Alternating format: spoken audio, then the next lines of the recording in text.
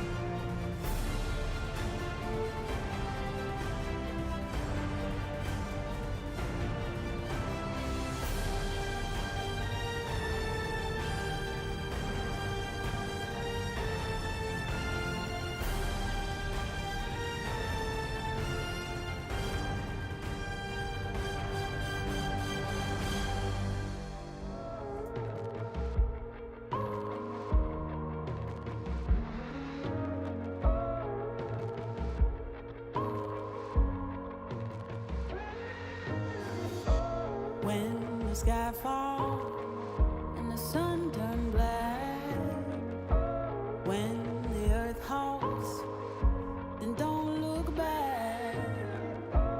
Hold me closer, can you feel my heart?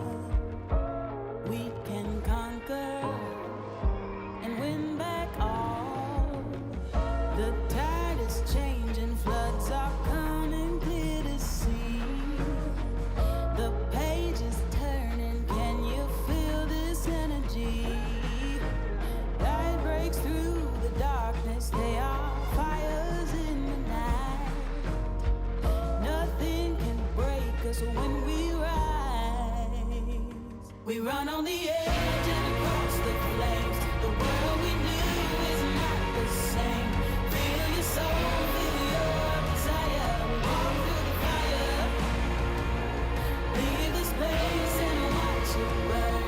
Let the king and queen return. See the sun so bright and high. We walk through the fire.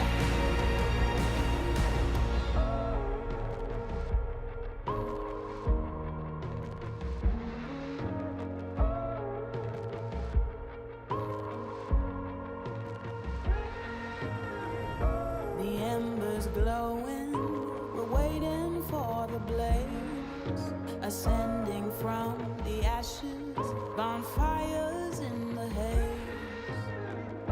Standing tall now, your feet are on the ground. You fought your demons, nothing breaks you down. The tide is changing, floods are coming clear to see. The page is turning, can you feel this energy? Light breaks through the darkness, they are fires in the night. Nothing can break us when we rise. We run on the edge and across the flames. The world we knew is not the same. Feel your soul, feel your desire. Walk through the fire.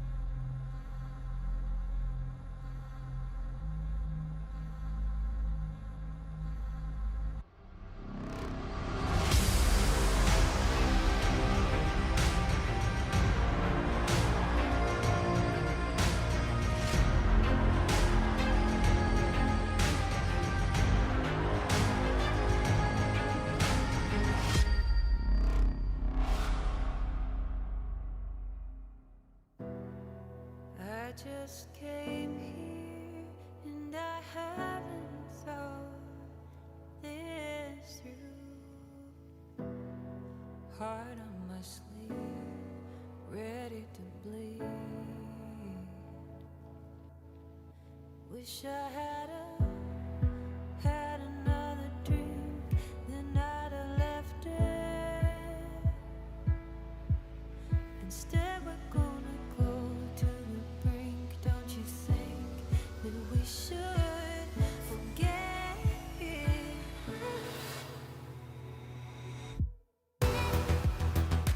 Give me all your love, give me all your love.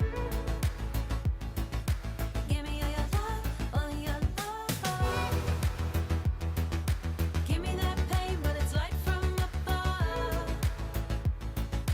Give me all your love, all your love. Since I left you, you haven't left my mind. You keep me awake, so for my own sake, I had to come and see your face. Can't erase you anyway. So here we go again. Touch your skin, pull me in. You and me, head swimming. Give me all your love, give me all your love. Give me all your love, all your love. Give me that touch, give me strength from above. Give me all your love, all your love.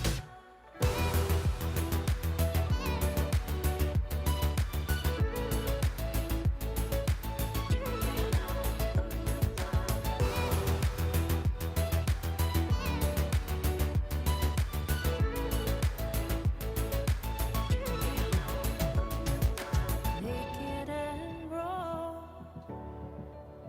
with your failures and your flaws. Bring me what you are, the lightness in the dark.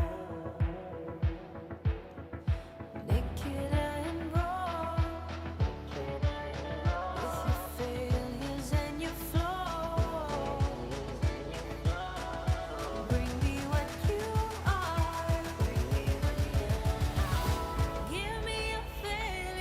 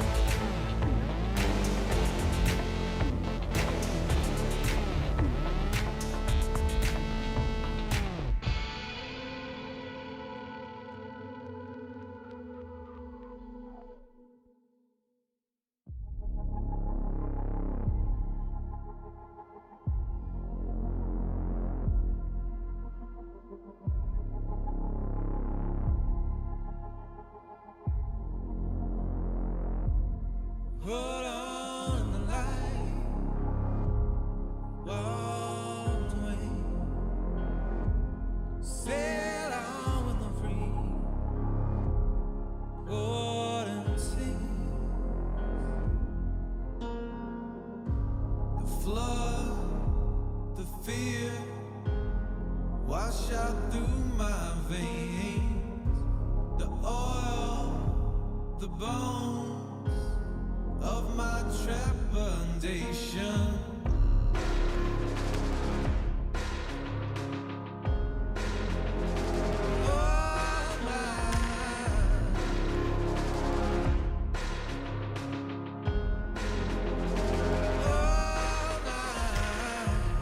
Let's shake the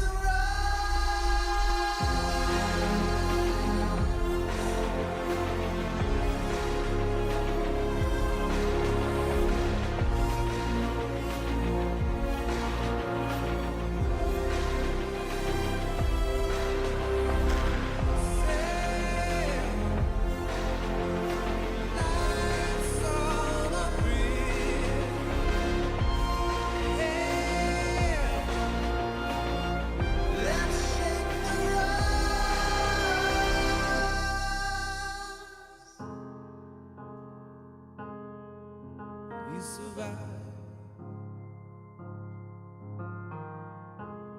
Oh, alive.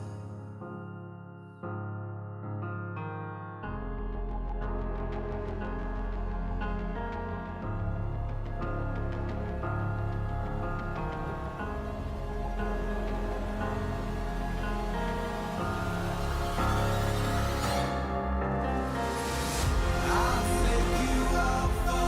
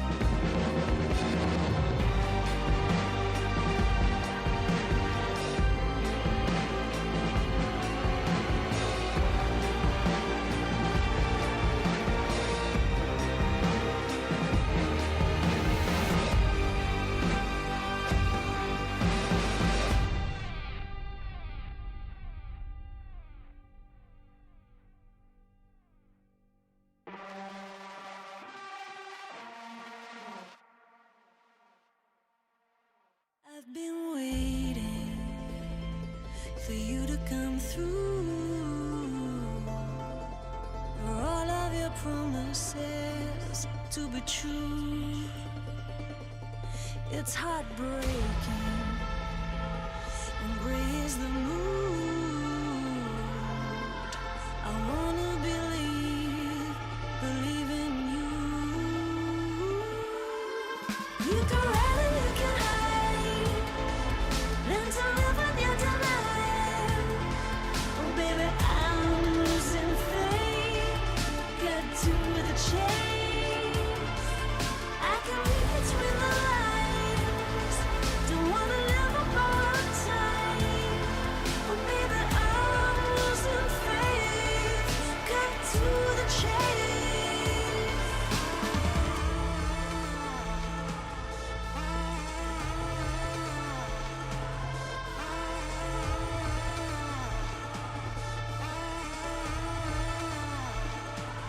Liberating, you know what to do. Don't let your demons define you. You can run and you can hide, learn to live on your denial. Oh baby, I'm losing faith. Get to the chase. I can read between the lines. Don't wanna live a borrowed time. Oh baby, I'm losing faith. Cut to the chase.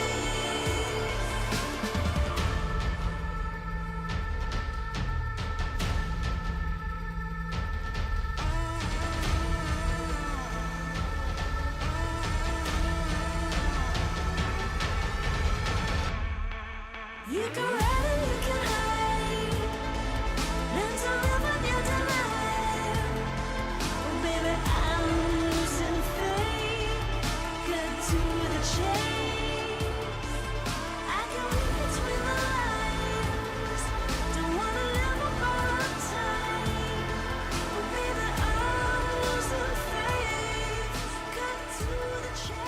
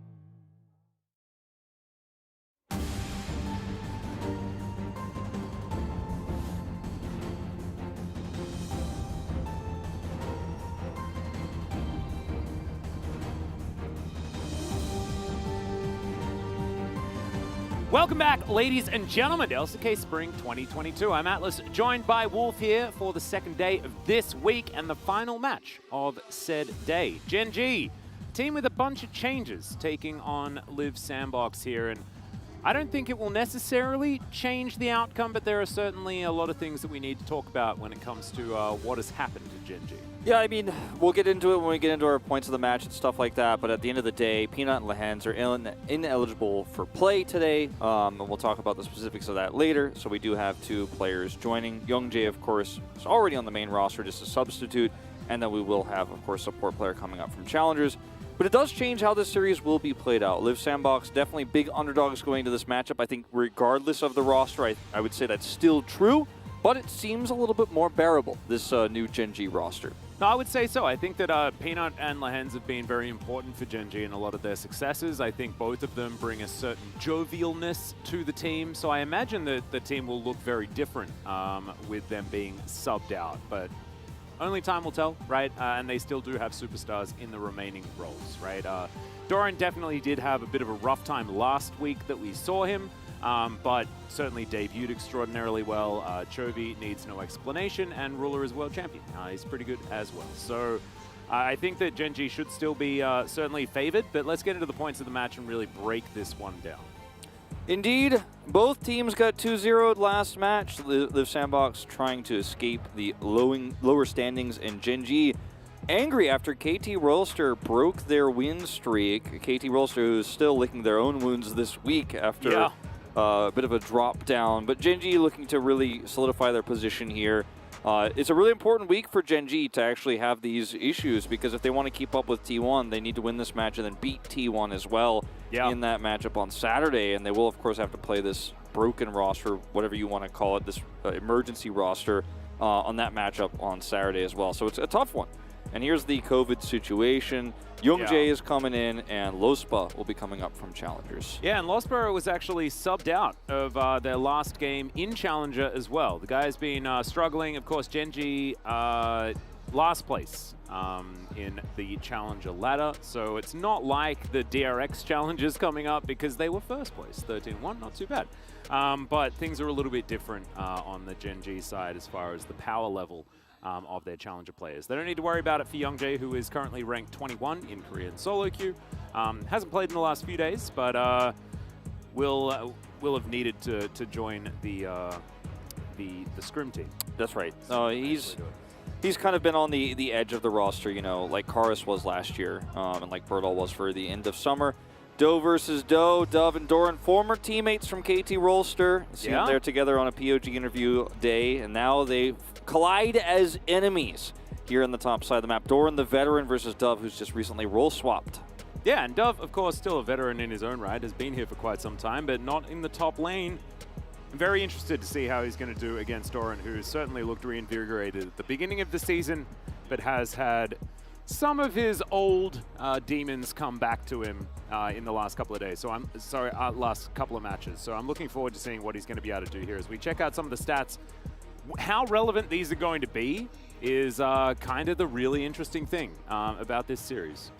You can notice that when Liv Sandbox is able to get a Baron power play, they actually have, on average, the most successful Baron power plays in the league. But that's often because they go to extreme late game and win the game off of destroying all the turrets they didn't get earlier. Gen G's average power play being second because they're very good at utilizing the Barons that they get 61.9% of the time.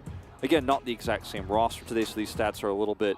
I think there's a sample size issue here. Yeah, well, you know, not exactly how the many same. Barons have Liv Sandbox got? Is it 1 or 2? Because it hasn't been too many. And as you can see, they are 10th place when it comes to actually collecting the Baron. But let's see whether things change here. It's a limping Gen G. It's a Gen G that have been now, you know, at least cut back a little bit from their previous power. Let's see whether the capitalization is going to be there.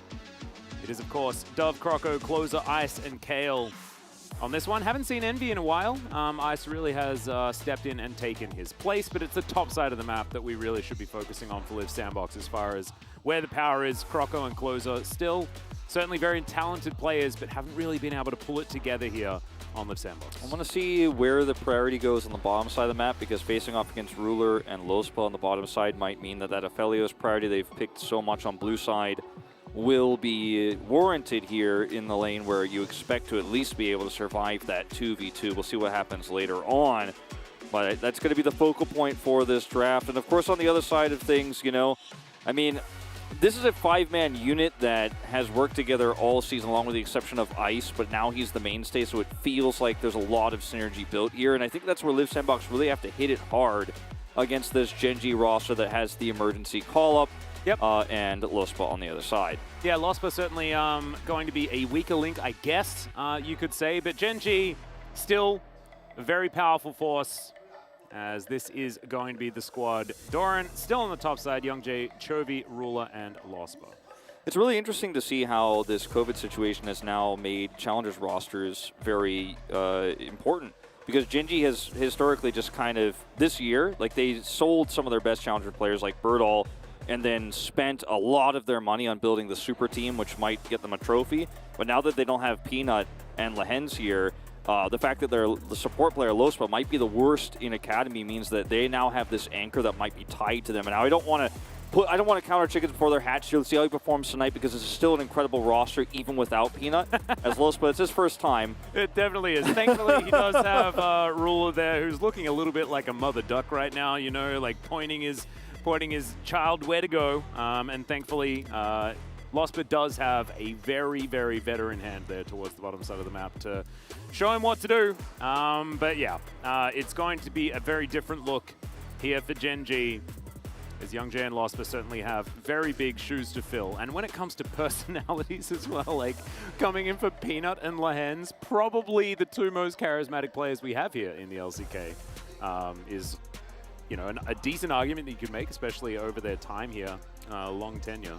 Notice that Closer's standout stat here is his damage percentage. Now, in some ways that is impressive, but in some ways I think it's more of a symptom of Liv Sandbox's lack of success here with their, you know, losing record. Unfortunately, they're towards the bottom of our standing. So means that Closer on champions like the Victor, which is his most played, should be getting a high percentage of the damage as long as he's playing it well.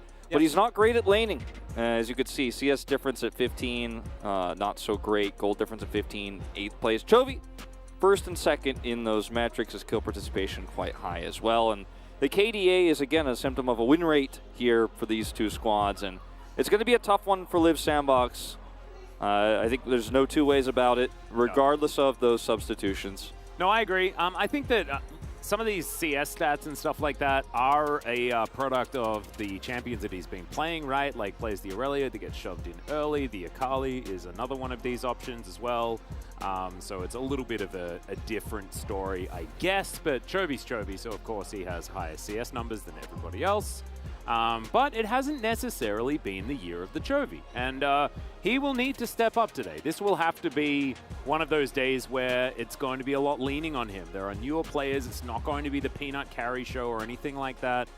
Lehens and Ruler is a very different situation to that of Ruler and Lospa, right? Towards that bottom side. It should feel like the Honor Life Esports Chovy, right? It should feel like a lot of pressure is on his shoulders and he needs to carry and he needs to get a lot of the money because he doesn't have Peanut this time.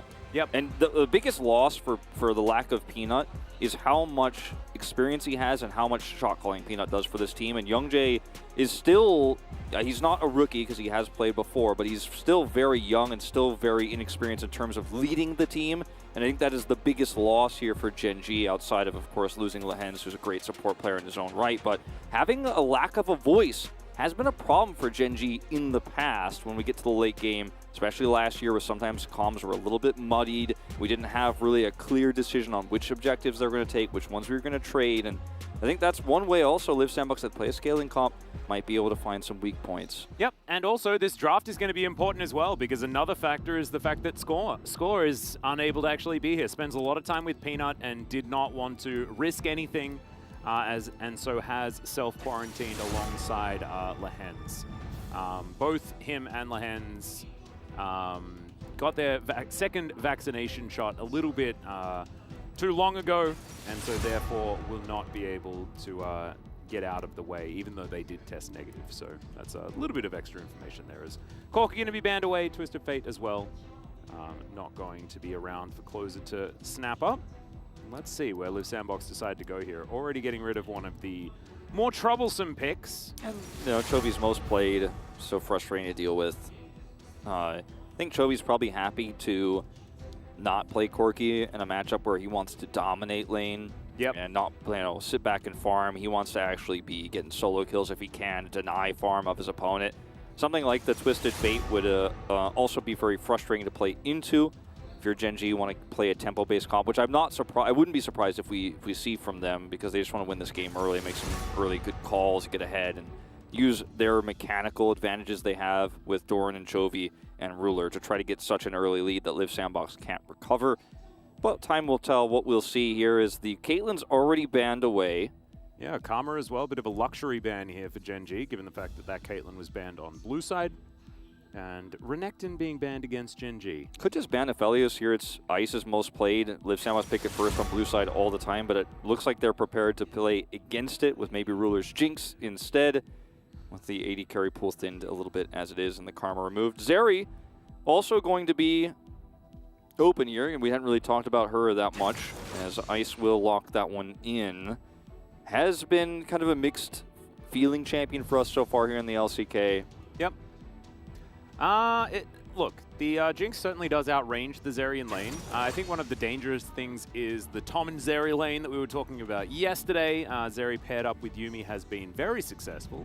Zeri without Yuumi hasn't, as we saw in our previous series. It will, though, just be the Nautilus alongside this Jinx, and we saw Nautilus actually work quite well into the Zeri with the bevy of CC options that he does have to lock her down.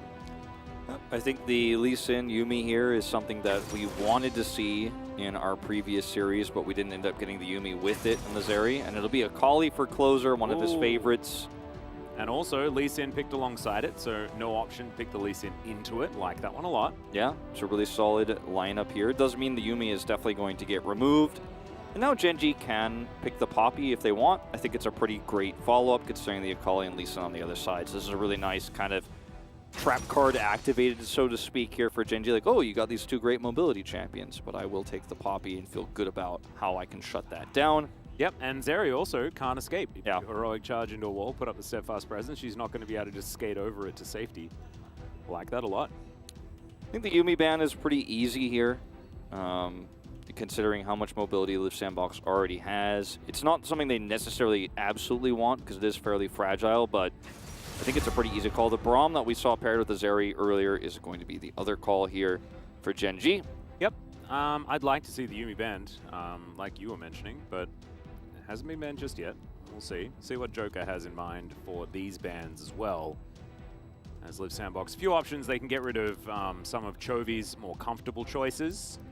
The Victor, the Syndra, things like that. LeBlanc, also a good one. LeBlanc, a good one here. I wouldn't be shocked to see even an Azir ban, given the draft here for Gen G, how well it scales, or the Victor, as you mentioned. Yep.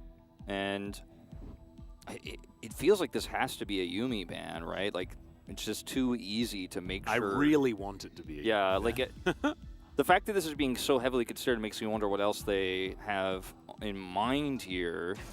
It'll be the Tryndamere, so taking away a lot of side lane potential here for Dove, and it is one of his favorites, so playing against more of your opponent's team's players rather than what is the meta with this choice, I'd say. Yeah, maybe just not thinking that Kale wants to head towards the Yuumi, or not really worrying about it too much.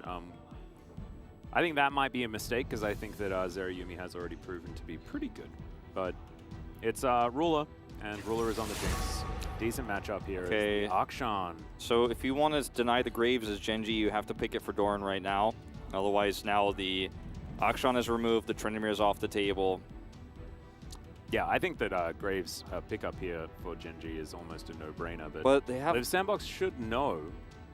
Yeah, and they have a very limited amount of magic damage. I like the poke for the Jace instead. You feel decent about the Graves matchup as Doran here too with the Jace.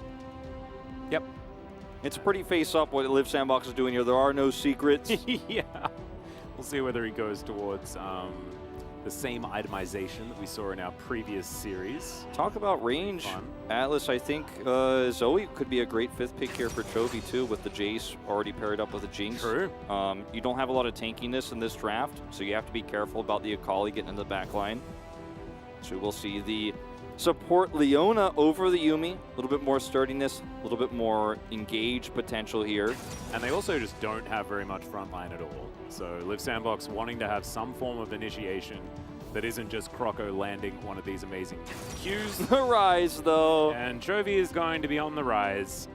And into this Liv Sandbox comp, I'm not actually against it because no one has any range at all. There is no range on Liv Sandbox. None of it. And Chovy should just be able to walk up to them and be that brick wall, be that gigantic tank. Yep, he can peel, he can slow or root the Zeri.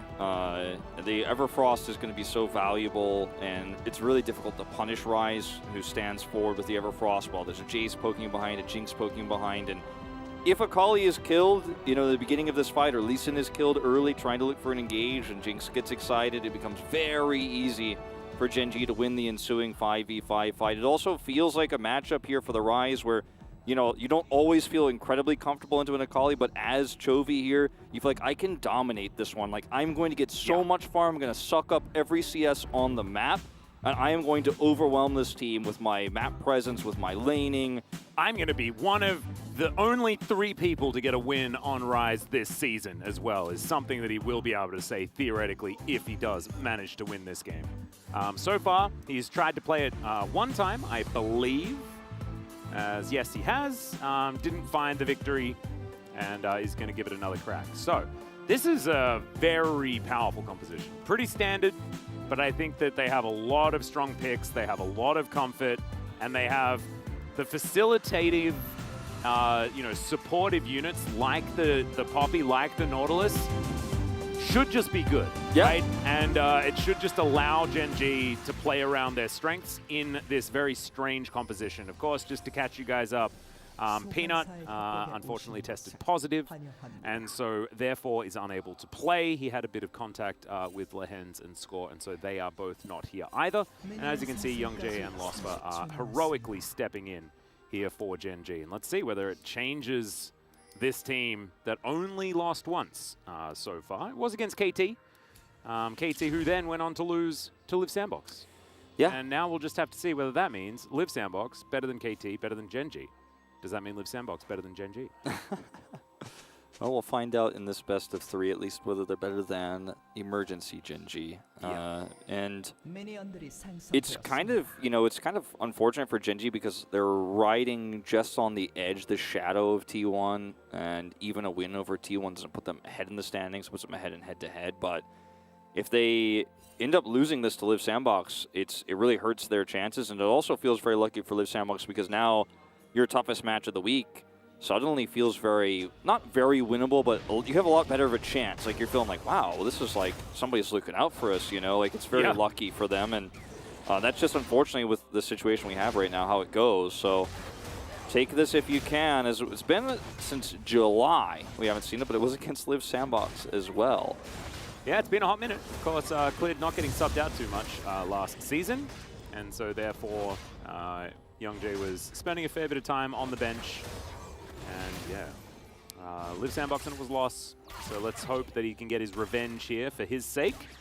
And Lyra's comment about him as well. Compared to Lehens, he focuses on supporting the AD carry, prefers playing steadily over aggressive vision control. He's a much more reference to Lost, yeah, he's a much more passive player from what I've seen.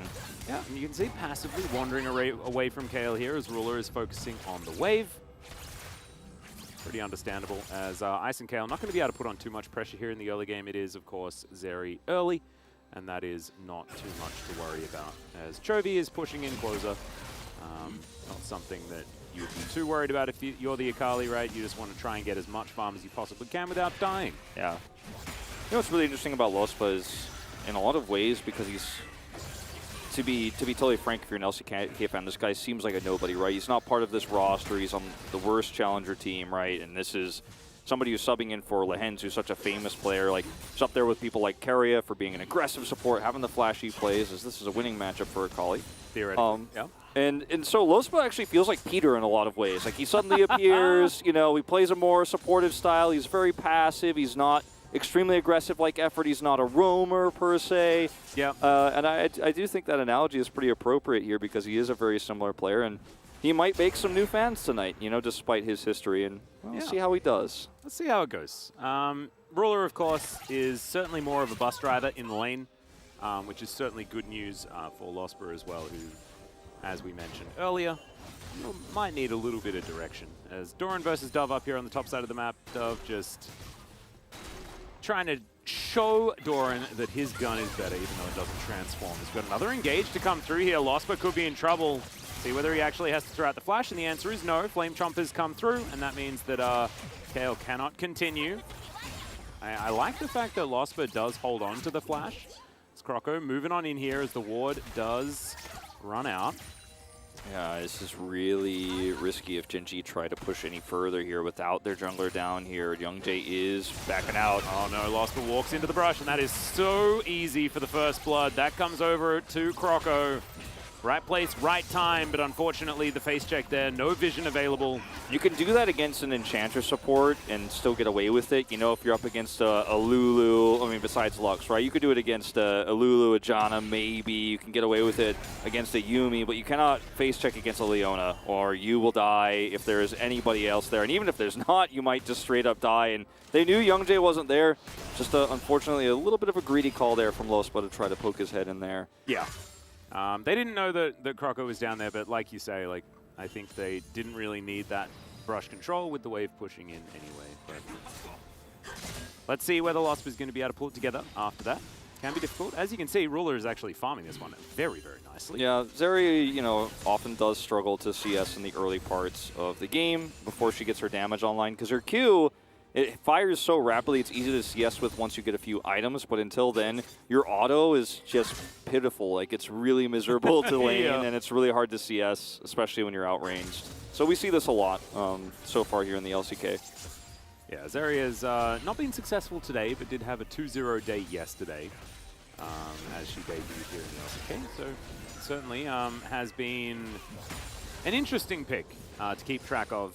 Even in her wins, it wasn't necessarily her that won, even though in her debut, she picked up a quadra kill at the very end. It wasn't really about the Zeri. Yeah, Zeri, I feel like, is a champion so far in the LCK here that's gone largely misunderstood by a lot of the teams who are trying to draft it. And, you know, in this composition, I think there's a lot of ways to get targets low and finish them off with the Zeri, and I think it can work out. But it's going to be about execution again. Because it's not always, the Zeri games we've seen her pop off, it's not always about what she did, it's about what the team did to allow her to get into that position. And the Yuumi that has largely empowered it, we're not going to see today. Yep. It's not in these first two series so far. And also, this time it's a Leona, which we haven't seen alongside the Zeri. It was, I believe, 2 games of Yuumi yesterday and then a game of Braum today. It wasn't successful. Not... There was definitely a lot of extra factors in that Condom loss. Yeah, only 2 teams that really prioritize Leona this much in the support role are Live Sandbox and Damwon Kia. You know, there were a lot of really high priority Leona picks for Damwon on red side that were somewhat puzzling to us, but it worked out for them. And it is Kale's most played and his best win rate, so we'll see if he can keep it up here in this game. First blood is massive, going to lead to an early Drake here, and with the Zeri comp like this and the slow early game for the Akali, they're kind of coasting right now as Live Sandbox. They really are. Ruler as well is kind of coasting at the same time. Like if the Jinx is having a good time, then you're always pretty happy about how the state of the game is, just given the fact that she does scale so nicely. But still, this freedom that Ice is feeling on the Zeri, if you are a Gen G fan, should worry you just a little bit. Jinx and Zeri, similar champions in how they scale and how much damage they can do in a team fight and how they can wipe everybody else out once that first kill is there. You feel safe, you go forward, you hit all those autos, Jinx gets excited, does a little bit of AoE. Zeri does only a lot of AoE all the time. Zeri reminds me of Jinx, Samira, and Ezreal all mixed together. And maybe better than all of them. We'll see. She does certainly feel like she has a relatively overloaded kit, even though it hasn't been successful too much here in the LCK thus far.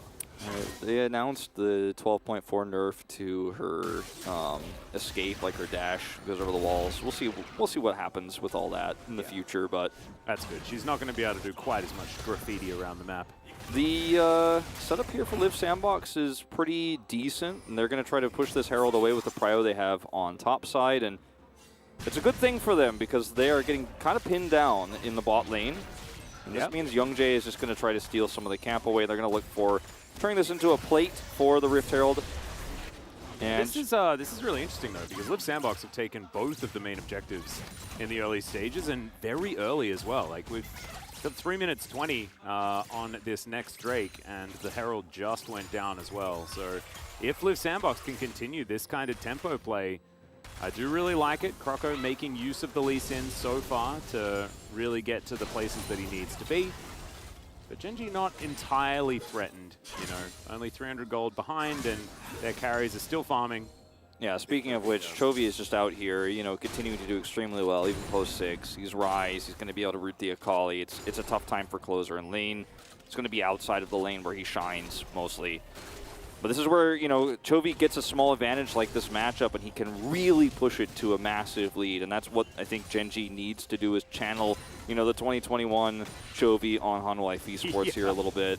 We were having a conversation about this earlier. It's like, is this going to bring out the carry Chovy? Because he has seemed a little bit like he's been on a slight vacation, you know, just chilling, just realizing that he has so many, you know, very, very reliable teammates that it hasn't been up to him to really step up and hard carry in a lot of their games. He was on a lot of Corky duty, you know, just sitting back, having fun, and then landing the rockets that he needs to in the end. Yep. 4 of his games were just like that. Live Sandbox immediately banned the Corky away, did not give him an opportunity. And as we head into this mid-game here for Genji, I mean, everything is still fine as long as they don't give up more gold to Live Sandbox. Like right now, they got the first blood, they got the first 2 objectives, and they will be able to crash a Rift Herald into plates. Yep. But as long as they don't give Azaria a double kill or Graves, you know, an insane lead here in the side lane, then they still are going to be able to turn this game around. It's just going to be a very slow and steady start. No, I agree. And, you know, it's not the end of the world to lose Lospa early on in the lane. We've seen Lee Sins find themselves advantages like this and be unable to close out games, right? It wasn't in our last series, but it has happened in the past. As Croco is going to move up, try and give Dove a bunch of this gold, and Doran is wisely just getting the heck out of here as much as he possibly can. Realm Warp up for Chovy, but he's pinned down. Yeah, that's a big old flash in as the Q is going to connect. Nice boot back onto Croco, and that is going to spell the disengage, but they still manage to get the flash. Zenith Blade not going to connect that onto Youngjae as the flash has to come through. Solar Flare's there, and Ice might be getting his first kill of the game. Yep, he's going to grab that one for himself, as now Doran looking for a bit here, but Chovy's moved up. Croco, great safeguard to get out of the way of the Rise after the flash. And the Chovy might still be able to catch up. Let's see. No, shouldn't be able to. Chovy could have called for, he could have used teleport, but he wanted to actually bait them in, and he pinged it like 7 times onto Doran. Like, let's actually click Oh, Super Mega Death Rocket connects! There you go. Yeah. That's the Jinx getting the money early, and this ends up being a fantastic trade. It looked like it was going to be about even, plus all the plate gold ends up being Genji favored, because now Chovy's up here, going to get a teleport out. As he's feeling very, very happy about this, is things looking pretty good in the Genji camp. Still a little bit of gold behind because of all those plates that went down bottom side and the first blood. But getting that gold onto a Rise, getting onto a Jinx here, you'll be happy to let Dorton take the hit for such a great turnaround. This is a really nice steadfast presence to prevent Kale from coming in. Forces his flash. They will end up getting this on the bottom side of the map. We weren't watching this, and it delayed a lot while Chovy was making the Realm Warp play on the top side.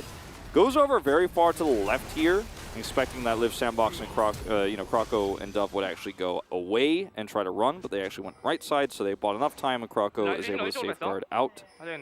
And then they call for the rocket. He's like, I got him. Yeah, I really. He's like, it's done. Yeah, he said good. Nice. Damn, that was clean. That was really clean. That is the best way to do it, by the way. Even if you have some doubts, don't sound like you have doubts if you're in comms with your friends and you throw out a global like that. It's always way cooler. By the way, one of the problems of this, as we learned last game very, very well, one of the problems of getting the plate gold over to the Graves early for Gen G is that now he's got Hullbreaker. When we saw this last game, Dove is going to be able to survive through anything in this lane right now. Almost anything. Yeah. Lauren's going to try and fight back. But this isn't like an Akali matchup, right, which is very rough for the Akali. Liv Sandbox will be able to take this Drake, though, and their reign over the neutral objectives is certainly still there. Yeah, and I mean, with this Hullbreaker, Dove is feeling very, very happy to kind of just sit up here while the bottom of the side of the map is given over to the Zeri. He's even going to hide in this brush here with a control ward.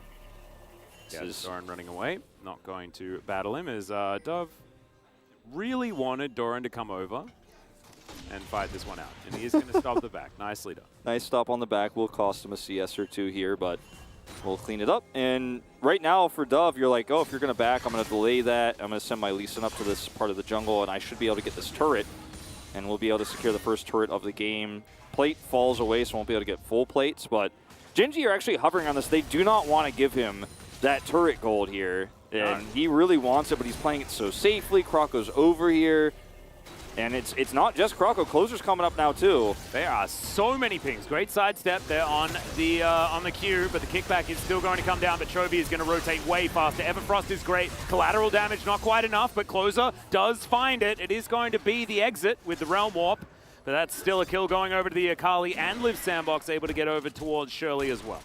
And will still be that first turret blood, you have to imagine. Chovy does not have teleport or the Realm Warp. Will have to take the slow walk up if he wants this. And with this wave here with a cannon minion on it, should be pretty guaranteed. In fact, Doran's got to be really careful. Yeah, that is the tower going down. Dove comfortably picks that one up for himself. And we'll be able to secure this, I guess. But yeah, Dove so strong now on this Graves. And Liv Sandbox looking pretty good here today. Yeah, this is a good start. Double Drake lead, early turret gold. The Akali starting to get online, and the next Drake fight, which is the one that ends up being sole point, is going to be so difficult for Gen G as the Steadfast presence is super early here. So Croco just gets to wait it out and go behind with the safeguard. Doesn't end up getting picked for it, but it's going to be a big trade up because this is the kill back plus the Realm Warp, which means you guarantee that top turret. Yep. So all that money comes through. Well, Chovy is 30 CS ahead of the club, so the Rise thing certainly working out. As they're like, look at what this does. Again. Yeah. A lot of regen, big damage, and if nobody's near you, you get resistances and extra damage to turrets and stuff like that. Yep. It's a pretty great item for Graves, who's already so difficult to kill because of his grit, and then he's going to be able to get Mortal Shield Bow, and it becomes so frustrating to deal with. Looks like he's not actually building the shield bow this time around. Oh yeah, no, he should be. It's just different route than oh yeah, he didn't go for the scepter. That's what threw me off there. Yep, got a bit confused, but it's all right. Croco does jump onto the Rift Scuttler, and we'll take that down. Shirley, they're taking a while to get over there. I actually thought that they would really quickly lock that one down just because of how much control Croco's had over the jungle. I'm also a little bit perplexed by what they're trying to do with the Zeri pick right now. As Chovy does have flash, does use it as the helicopter. Not going to quite get the work done, and now Youngjae is going to have to use ice to taxi his way out.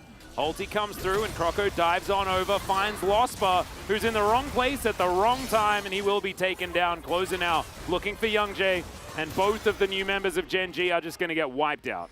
Yeah.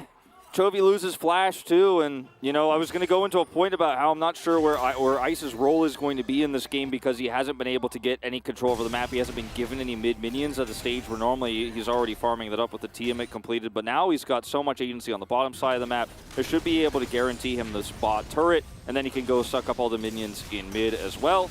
Well, there's an Everfrost onto Dove. He does flash to get out of the way. Chovy very tanky, and tanks up the turret for a while, but they just get a flash out of Dove, and that is not going to make that one worth it as the turret falls down bottom lane. This snowball's rolling real fast. Yeah, it really, really is, especially with a Zeri here now. She gets the bot turret, now she can head mid, and all of that farm belongs to her, and it's going to be side lane duty for Closer. Hullbreaker makes you so much more difficult to kill in an already pretty survivable Graves under turret here, so that's why it's just not worth it, and that's why Graves is suddenly back in the meta, I think, is because people have figured out this, you know, whole breaker strategy is super successful as we watch how this one's played out. Youngjae just a little bit, you know, out of his element here, way too far up. Steadfast presence is good, but it's not that good. And Luspa trying his best to try to save him, but ends up dying all the same. But, you know, it was popularized by Illima, the Kwangdong Freaks challenger player. Yep, the first person to play it. Now it's really kind of making the rounds. Yeah, certainly looking good. As Ice finding some electric blasts onto Genji, and Genji not looking to give away the first Ocean Drake of the game.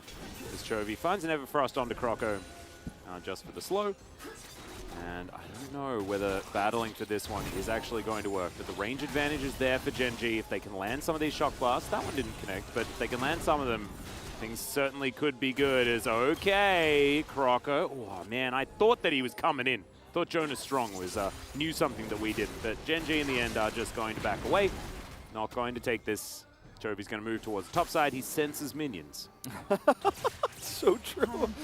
He's like, I see the red dots over there. Yes. They're blue on our maps, but on his, they're red. He's going for him. And, you know, this is one thing that Dove kind of does with this comp is he could stop one of these champions from side laning very well, and that's the Jace. Now, Chovy will still be able to basically survive himself through anything, the tankier he gets here with this Rise build. But unfortunately, not enough agency on the map here for Genji for him to get any permanent damage to turrets. 2 turrets down here are Genji, 3,000 gold behind as we head into what will be, as you mentioned, with a really fast Drake fight here, or rather fast Drake take, a very early 4th Drake fight over that soul that Genji not quite online just yet for. Well, Dove is going to be discovered, and Genji do not like him taking all of their structures. They'll lock him down. There is a lot of CC here, and that is going to be Doran that secures that kill. A lot of commitment, though. Let's see whether Liv Sandbox can get anything elsewhere. As you can see, Kale and Ice pushing up the mid lane. Don't think they'll be able to secure this turret, though. Although there's another wave crashing through. Croco's here. They're not alone. Yeah, that's the kickback onto Youngjae, but heroic charge now onto Kale. He's very tanky.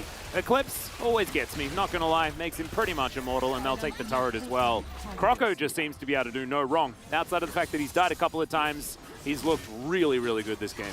Yeah, the Gore Drinker makes you so hard to kill. He's got, you know, really nice angle there, and unfortunately Youngjae has just not been able to time his steadfast presences very well this game. Often too early or too late, not able to stop him from getting in there and setting up for the kill play. And that does lead to a turret, actually, because Croco has got the advanced look on this. As Chovy's like, So Chovy really likes this tanky Rise because he just gets to walk up to people and not care. He just wanders in. He's like, no, this is my piece of jungle. Allow me to fight for it. how far can I push this wave? Yeah. How much can I go deep into the jungle to try to grab this red buff? I don't know how much value it's actually going to get, but let's see. As, yep, he realm warps his way in here, and this is going to be Dove going down. Notice that already a second that this is a showed here for Chovy. Croco looks for the angle here behind Youngjae. And he ults. Steadfast presence completely blocked away by the kick there. Not much you can do about that. Nope, you need to hit the ult. And he didn't manage to do that, so unfortunately it doesn't really work out. Chovy at 21.5 minutes is at 250 CS. Not too bad. Ruler probably a little bit frustrated, right? Because he's farming extraordinarily well. Sitting at 230, but it's getting a bit dwarfed. That's exactly where Genji want their money. Onto Ruler, onto Chovy, I guess. I mean, it's hard to really give a lot of credit to the old tank Rise with how much success he hasn't had here in the LCK, but we saw it work earlier, and that is what's giving me faith. What's giving me faith here for Liv Sandbox right now, though, is that this Rise pick doesn't do too much when you're this far behind in terms of how the game is going and the pace of the game, because Zeri's already got 2 items. She's looking for a third real quick here, and the Akali can delete the backline. Rise's function here is to kind of try to weather the storm and make sure that Liv Sandbox aren't at a 4,000 gold lead for a soul point fight. But this soul point fight is happening pre-25 minutes, or rather soul point, right? They're on soul point, and they're looking for soul. Excuse me, I struggled on my words there. Yeah, I was getting a bit worried because Croco was lurking, and the vision control here for Liv Sandbox is really getting scary. But now as Liv Sandbox, you have such a lead that the Rise's functionality, it's like he's kind of been eclipsed. Like his items are going to help him survive to try to stave off some of the pressure, but with the Zeri already on 2 items, going for that third very soon here. The fact that we have a dead man's plate on Croco so he can zoom around. Oh no, it's like the this. ruler spot. Oh, but he has flame chompers. He's and Croco doesn't go for the Q. So lost never us here. mind. Yeah, we're gonna be okay. I got a bit worried. That was definitely ruler spot. It was definitely a ruler spot, that's for sure. Genji not online yet, but they can't ignore this fight. Like, they're not in a position where they're happy to take this. They don't have prio, they don't have control over the map, but they can't give this up. So it's going to be a desperation attempt here. At least they've got all their flashes up. We're going to have to see some heroics here. Yeah, Croco standing behind this wall as they do lock down the blue buff for themselves. Live Sandbox setting up for this potential siege. Solar Flare comes down, doesn't exactly find the stuns, as that is a great steadfast presence as they're playing protect the ruler. It's exactly what they need to do, but can ruler stay alive? Croco says no, picks up the kill. The bottom lane has been wiped out as there's the flash over. Young Jay is also dead. Closer grabs that kill, and Chovy and Doran, nothing they could do. Completely routed in that moment, and that is going to be Ocean Soul going over to Live Sandbox. Now, you don't have a choice here as Genji. You have to fight for this. You have to look for something, but you're really so far behind that it's not a realistic fight to take, as Chovy himself is now trying to get some CS and might get punished for it. Croco does not have ult. Yeah, Phase Rush is pretty powerful.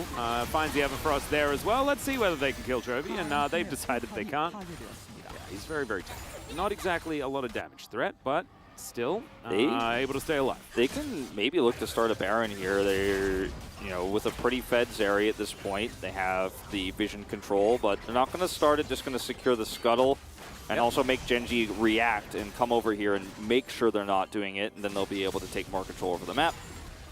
As Doran, oh dear, Closer is going to dive on top of him. This guy is so strong, but he's going to miss the Shuriken backflip. Croco dives on forward as, yeah, Doran does, a bit of damage in the meantime. Dove teleports in, and that is a very dead Jace, and that may spell Baron. This is a real tilter for Genji. How this game has started off here, things are really starting to ramp up. 4-0-3 on this Akali right now is Closer, one of his favorite champions to play. He's ready to carry. Yeah, and in goes Kale right into the back line. Does not have flash as Ruler trying to get Closer off him, but he's not going to be able to. This Akali is just having a field day right now. The perfect execution comes in, and Chovy finds himself back in the same position under a turret with no damage. Yeah, he's got no damage, but he's like, I'm living, but, I don't have any functionality in this game. He can't peel enough in this He's a Hoover. Yeah. He's a Hoover. He hoovers up the minions. He should have been in that new Kirby game in the Direct this morning. Kirby eats a car, maybe you should eat Chovy instead. Yeah. I mean, in fights like this, you have no choice but to try to group up and get prio. You have the control ward, but you're making yourself vulnerable. And even with the ult here, like, Zeri's not in this fight. This is basically a 4v5 that Live Sandbox is winning right now because they're just that far ahead. There's a good solar flare. And if Akali gets on top of Ruler, what's he going to do? Chovy can't heal for him. Just watch the solar flare come through with the Zenith Blade, and then Closer's just like, Ruler, I'll follow flash you over the wall all day. And Chovy's like, I can't stop all of them. They're all so fed. Yeah, and Young Jay as well. I don't think he had the steadfast presence or something to stop Kale from initiating, but it was a really nice Zenith Blade to get the Leona exactly where he wanted to be. And now look at what happened. Look what has happened. Closer is sitting at 6-0-4 on this Akali. It's like, who cares? He's down like 63 CS or something like that. Chovy hasn't died this game. The rest of his team has definitely been struggling though, and Closer has just been a highlight reel when it comes to locking down these kills. Chovy might die here. Okay, they almost got a fifth of his health bars. That is, what the heck? Are we playing Pong now?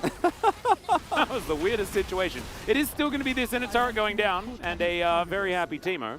Well, they get the Chovy flash, and he survives, but the turrets aren't. And, Zeri in a lead. We haven't seen Zeri really have this much of a lead in a mid-game. But just look at her clear the waves. I mean, we talk about how she can clear waves and how she can, absorb minions in mid lane and give you prio, but this is actually like Siege Zeri. This is very like, I'm going to end your inhibitors, Zeri. Well, I mean, this is Croco and Closer show, right? Like, there's not even very much room for ice this game because this Lee Sin Akali has been doing so much work. Genji now just getting encroached on. It's a couple of siege minions here. Ruler and Chovy going to deal with them relatively comfortably. And I don't even know whether our conversation about scaling and options and things like this is even worth it, as the Ocean Soul is there. We've got Elder Drake coming up in 2 minutes time, and the Baron still has a minute left. I mean, the ability for Closer to wipe anybody out makes it really difficult for even Doran to position himself in a way where you can actually hit these shock blasts and threaten the Zeri, who, mind you, has a stopwatch and can survive through almost anything because of that. Has her 3-item spike. He's going to pick up a BF sword here as they approach to control more vision here. Now, they haven't gotten an inhibitor just yet, because that's basically going to be the last nail in the coffin. I don't think they'll be able to set up for one before this Elder Drake, but there's not much Genji can do except sit back and farm. They're like, I'm hoping we're scaling, but you're just too far behind at this point. Yeah, I mean, they're hoping for a mistake right now, and this definitely isn't one of those. That is going to be a kick onto Chovy. That's going to cancel Doran. Unfortunately, he's just going to die as the ult comes through from Youngjae, but it's too late once again. And Doran, yeah, suffers. Good kick to interrupt the Realm Warp. Made Doran look very silly. It has not been a great game for Youngjae here either on this Poppy I mean, pick. him and Lospa not looking like it right now. It's really unfortunate. Of course, not something that you can really blame them for, because they are coming in to really save the day here for Gen G. As now the dive is going to come forward. Chovy trying to tank things up. Lospa trying to do the same thing. As look at all of the AoE coming forward. Ice. It looked like he was throwing out autos. Nothing was missing. Nothing was hitting. He's just like got a tornado around him the whole time with all this AoE. Yeah. It's just absurd the way the animation looks as he fires. It was just so funny because it was like he was stutter stepping and then like just out of range on each of the Qs. Oh dear. Very funny. There's 30 seconds before the Elder. They're going to look for the reset, as this is where things get really dire here. Chovy is tanky, but the kick away here onto Chovy means it's so much more difficult for him to peel for Doran, and even though the ult goes off here for Youngjae, they're not able to stop him. A reset here for Liv Sandbox before this Elder Drake means that Genji have one chance to sprint over here and try to get Prio. This is certainly a last-ditch effort right now as Closer dives in. They do not want to wait for any sort of flip as the Realm Warp going to be cancelled immediately. Closer just having the best time ever. Zeri locks down that kill. Already 3,000 damage for this Akali. Dove going to start off this Elder Drake because he likes doing stuff by himself. As Youngjae now just in a brush, getting chased down by Zeri. He runs pretty quickly, but this is still going to be Elder. Collected by Liv Sandbox. Joey's killing minions, of course. Elder in the mid lane as Ice should be able to take down Youngjae here. Does so very comfortably. Super Mega Death Rocket not going to steal the Elder. Nice try, though. Elder plus Zeri plus Akali that's this fed is, I mean, they could basically just walk across the map and just, this is just the most Chovy thing ever. I'm going to try to hit 350 before we lose this game because I want everyone to know my CS number was high at least. But there's nothing he can do here. What's he going to accomplish? No, exactly. He may as well steal a blue buff.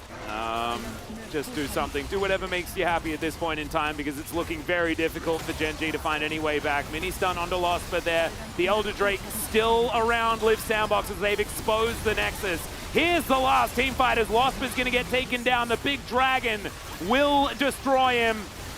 And Chovy standing on his fountain trying to get the AoE, but the Nexus will go down whether they like it or not. And game one goes to Liv Sandbox. Might have a bit of an upset on our hands here. The question is it really an upset with some of the struggles that Gen G are having? You look at the nameplates alone, and it does feel like no one could have predicted Liv Sandbox to beat Gen G if you hadn't heard the news, if you hadn't seen the lineup. But yeah, you can definitely really feel it. And you and I think most of our casting team as a whole, we knew there were going to be some issues, but we thought, okay, mechanics alone should push them through this. And I think the Ryze pick is one of those ones where, yes, Chovy can win lane and he can get a massive CS lead, and we said it in the draft, like this is a Chovy pick where you can say, I could just dominate you. But when you go for the tank build, you can't carry the game after you have that CS advantage. And then Closer started getting picks everywhere on the map, and he became too difficult to contain. It was not a great game on the Poppy there either for Youngjae, I have to say. Yeah, I think Croco just ran over this game, right? I think you can point as many fingers as you want over on Gen G's side, but I think we need to applaud the fact that Liv Sandbox, they took their power points, which is Croco and Closer, honestly, like with the way that they play and their early game aggression, and they played to those strengths really, really beautifully. And yes, Youngjae did almost nothing to stop that from happening, but this looked like a Closer Croco highlight reel to me, and it's exactly what we wanted this Liv Sandbox to look like. Yeah. Genji, it's going to be a tough week. This is the easier of the two matches they have here in week 4, and I think the drafting is going to have to put Chovy on maybe your Akali, put Chovy on the LeBlanc earlier, maybe drafting not to the meta, but to the strength of Doran and Chovy and Ruler so they can carry a game here through the mid game and actually have those closer-esque moments. Might be the way you have to win this after what we saw there. We saw that ล์스바 is not reliable necessarily in lane at this level. It really did look like he was just a little out of his element, honestly. No, I agree. I think that it's so hard because there was so short notice as well, right? Like it's only been like a day or two that these players have had time to actually prepare, and they wouldn't have even necessarily been preparing the most for this particular matchup, right? They'll be facing off against T1 in a couple of days' time. The news does not get very, very good. However, this is the best of 3. Genji have a chance to bounce back, and we have a chance to hear from an analyst, Carpet Space, right after the break.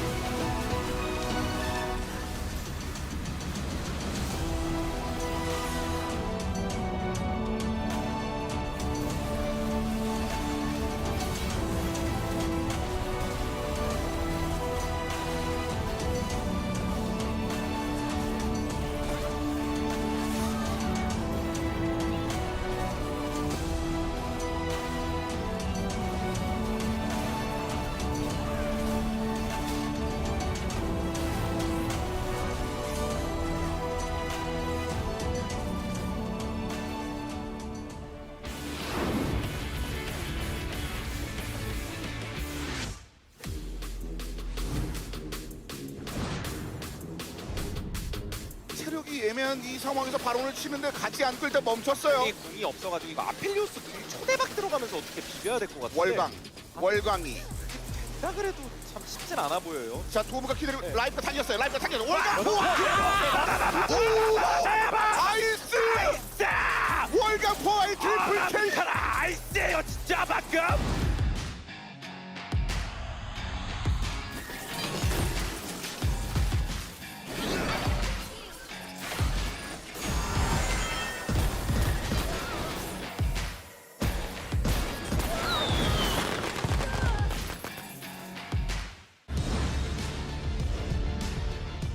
괜히 잘못 건드렸다가 얘 그렇죠. 진짜 그러면 이거 리신 혹시 뒤 잡나요? 리신 혹시 오나요? 뛰고 있고 리신 궁 있어요. 네. 그렇죠. 리신 궁 있거든요. 리신 궁이 있어서 입구강 나오면 이거 전면 없어요. 아펠리오스. 앞에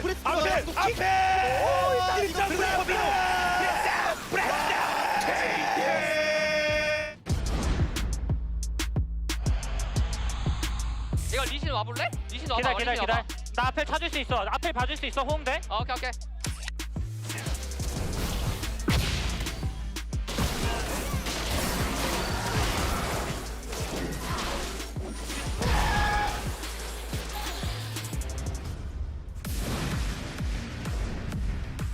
확률이 높긴 했죠. 네. 뭐 뭐가 됐든 간에. 유행을 좀 바라기도 했습니다. 네. 몰래 차는요. 원래 슈퍼플레이랑 그런 게 한. 이거 뭐 기습. 이런 거.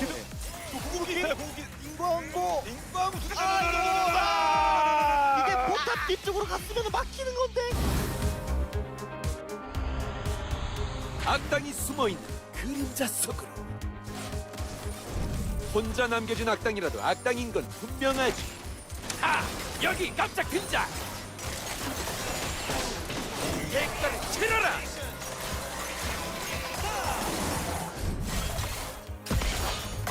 This unsolved.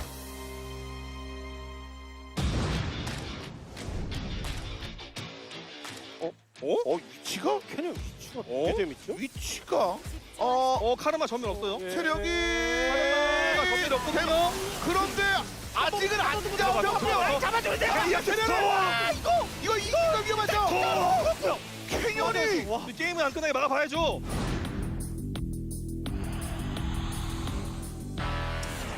들켰어? 아, 숨었어. 아 보영. 너 안무빙 해줘야 될 듯. 이거 그냥 또 뺄게. 카르마 노플. 해볼게.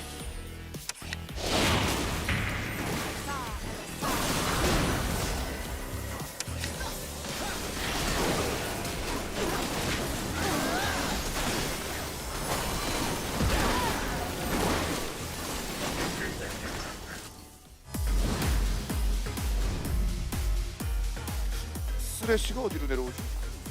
속도를 붙이는 거거든요. 맞춰놨고요. 캐리아가 내려왔는데요. 보이는 플레이 그리고 이거 이거까지 먹히면 슬럼프 어린데요. 와, 페이커. 이걸 페이커가.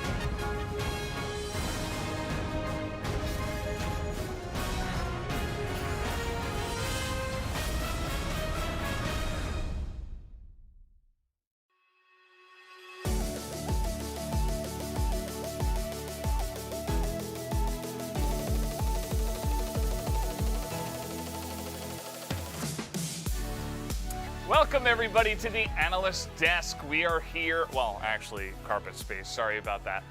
The official name, of course. This is me, Valdez, with Chronicler, and we just had a game of League of Legends. Of course, kind of unfortunate circumstances where Gen.G have to sub in some of their challenger players, and it wasn't necessarily what looked like a fair fight to me, Chronicler.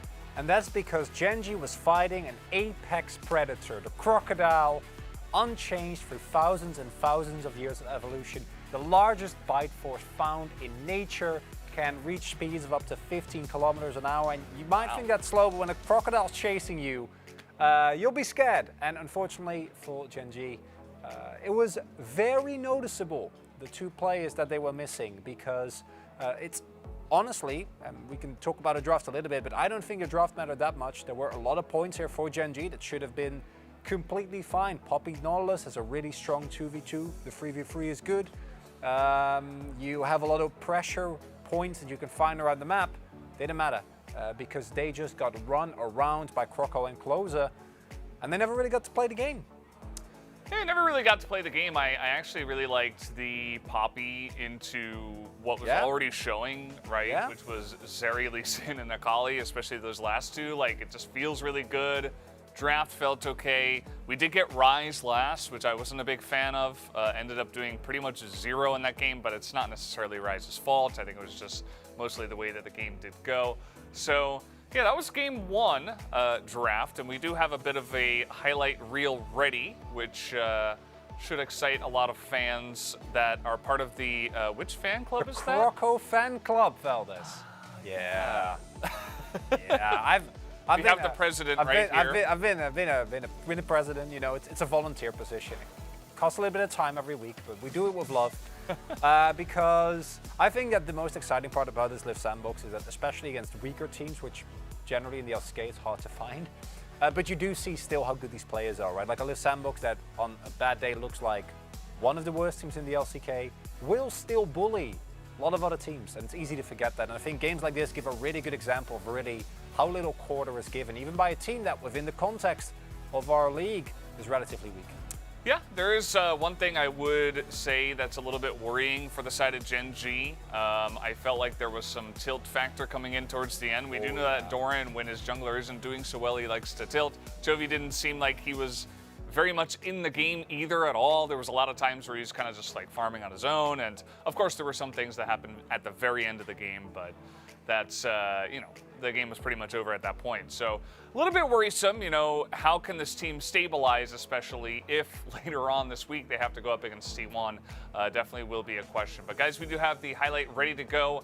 And this is a highlight reel of one player in particular. Well, especially by the second half, there's a lot of closer as well.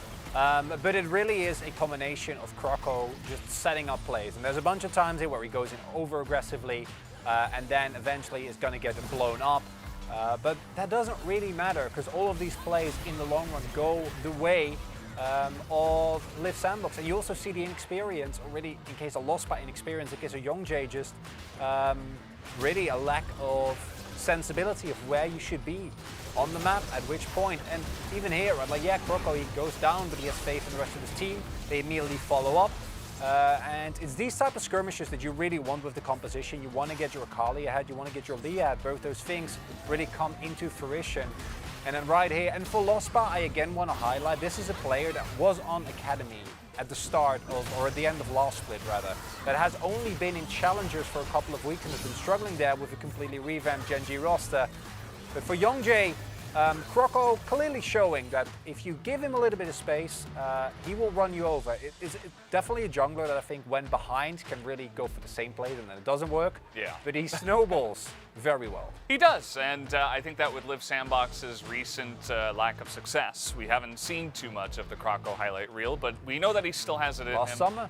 Yeah, last summer, and just like you were saying, like, this is the LCK. Every team, if they're given a little bit of space, they can clap you, and that's a bit of what we saw in this game. So, you know, there was some talk about the steadfast presences and the positioning of Youngjae. I think it was mostly just, he kind of looked lost out there, and I hope that, you know, this is a game, it's a learning experience for these two players, maybe even a learning experience for some of the older players on the roster of how to handle this kind of situation. But maybe they can go back to the drawing board and switch something up. As guys, we do have the player of the game ready to go. Let's see who does pick it up for game number 1. It will be the man himself, Crocodile. Yes! Happy. Obviously, it's no surprise who I voted for. I think that the votes for closer would have been equally valid. It was really that mid-jungle 2v2 that was such a big difference maker. And I do think that Chovy has not had the greatest split. I think that he's run into a lot of issues, but this game, it really was just a big diffie in the jiffy where there was not really anything to be done for the rest of the team because Croco was relentlessly punishing his opponent. Like, a lot of these kicks on high value targets were really, really good, but to me it really came down to that kind of, especially makes sense for a Crocodile, the kill threat, right? The continuous looking for aggression. And when he falls behind, it looks really silly. Even here, he had a couple of overextensions, but when it works, it works.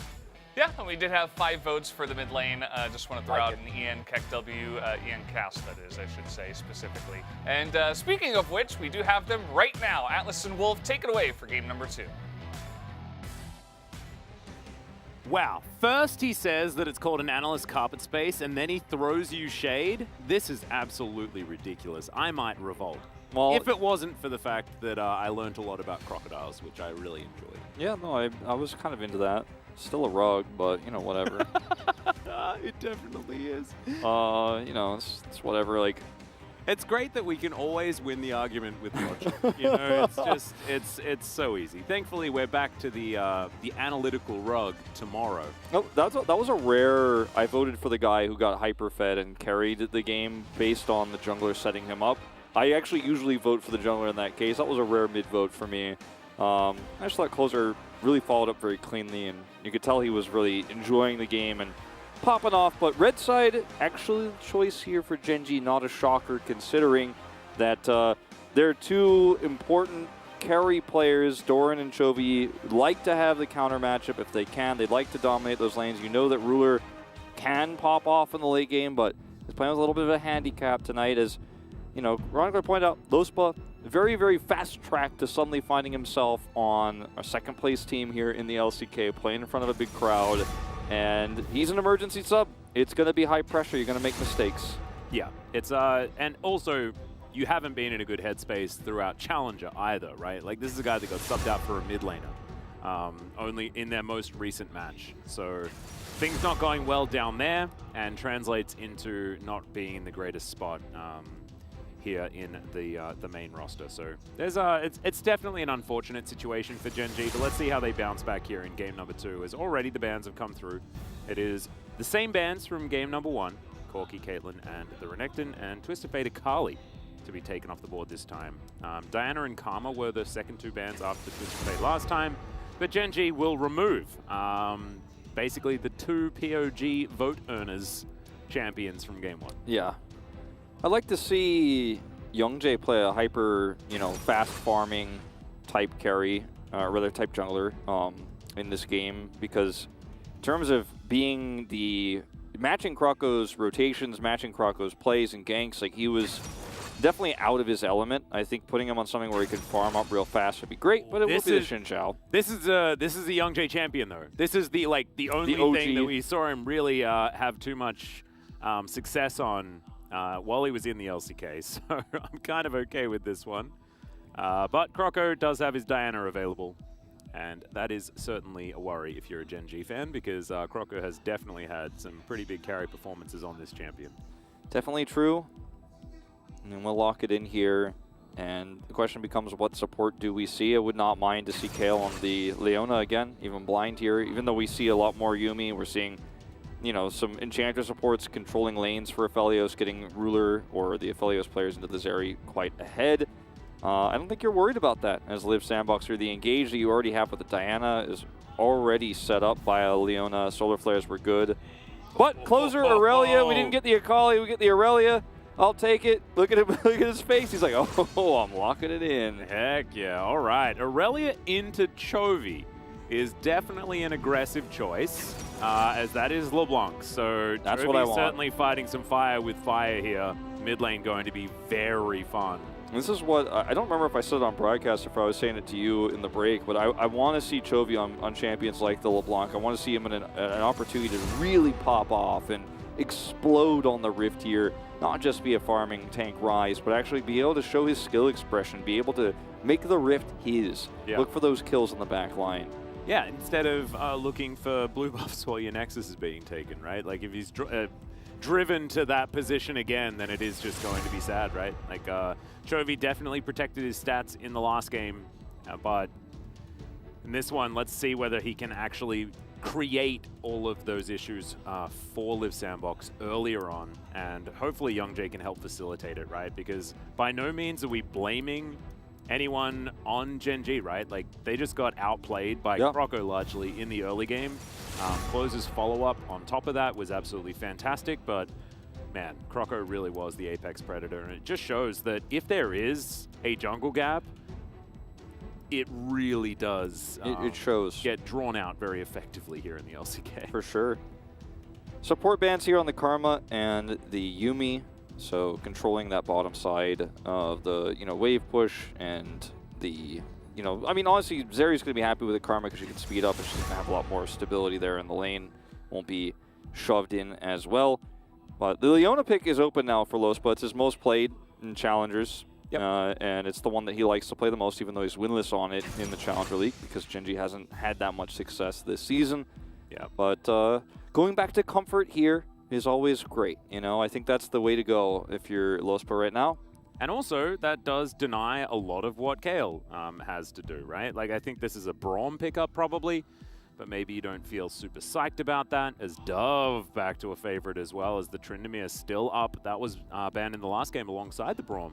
As it could just be both of those bans picked up here. Tryndamere, Braum. Yep, I think so. That's the most likely option here. There's not too much else you'd want to put with the Zeri, unless you wanted to go for something like a Lulu here.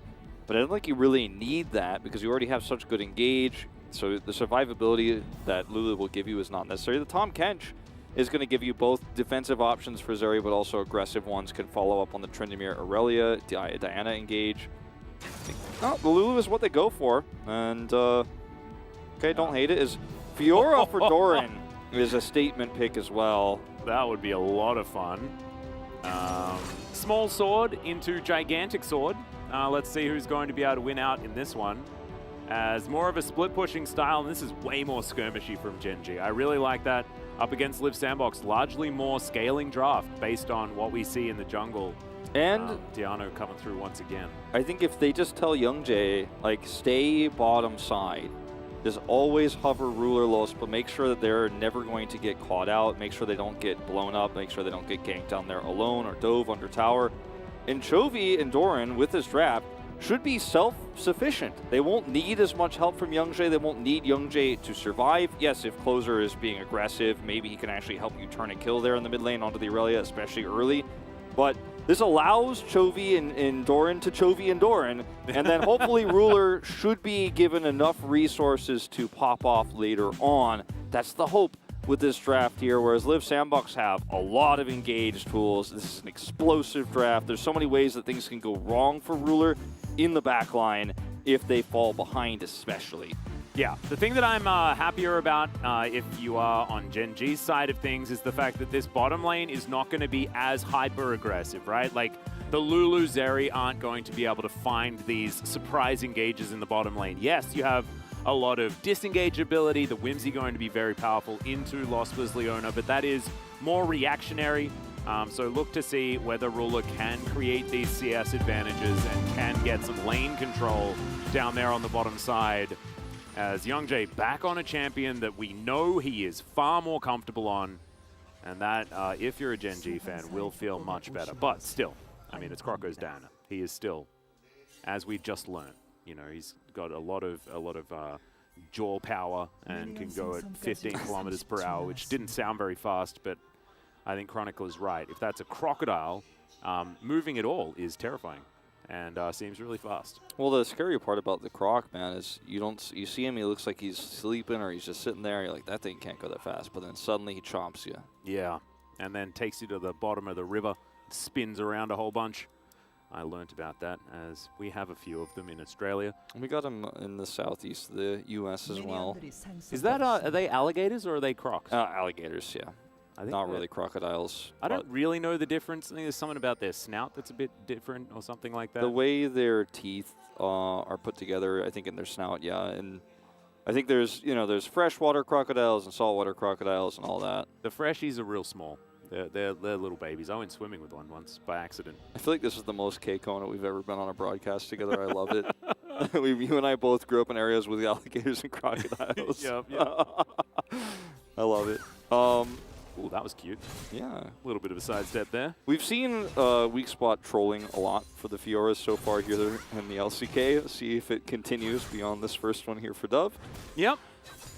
Oh, there we go. That's go. a weak spot that you're looking for. As Doran demonstrating exactly how good it feels when you do finally get one. Misses that CS, though, so we're going back to feeling bad. I'll be all right. This does, like I said, allow Doran and Chovy to just play their own 1v1 games, and they won't have to really need help from Youngjae. Now, if Doran starts popping off here, then the Croco will come up, and that's going to be something they have to deal with. But before level 6, that's not really something you're concerned about. And it is going to be a pretty early, pretty good lead early for Doran as Lospa. Whoa. Yeah, he's going to get exhausted immediately. Gets taken down extraordinarily low. But Ruler offering a lot of damage back as Ice being the target here, and Ruler going to get punished by that Glitterlance. Yeah, this is a lot of damage onto Ruler, who has no heal. Did use the exhaust that he took instead. Yeah, that's hyper aggressive there on that bottom side. Yeah. It took the exhaust, and you had to use it, actually. So trade of exhaust, the cleanse is popped here for Ice too, but the trade of health is massively favoring the Live Sandbox too. And this is the first time we've seen Azeri take a lead in the early laning phase. Yep, Chovy going to take the Aurelia for a walk, but Closeout pretty happy about that as he's pushed the entire wave towards that turret. Chovy's going to have to focus on CSing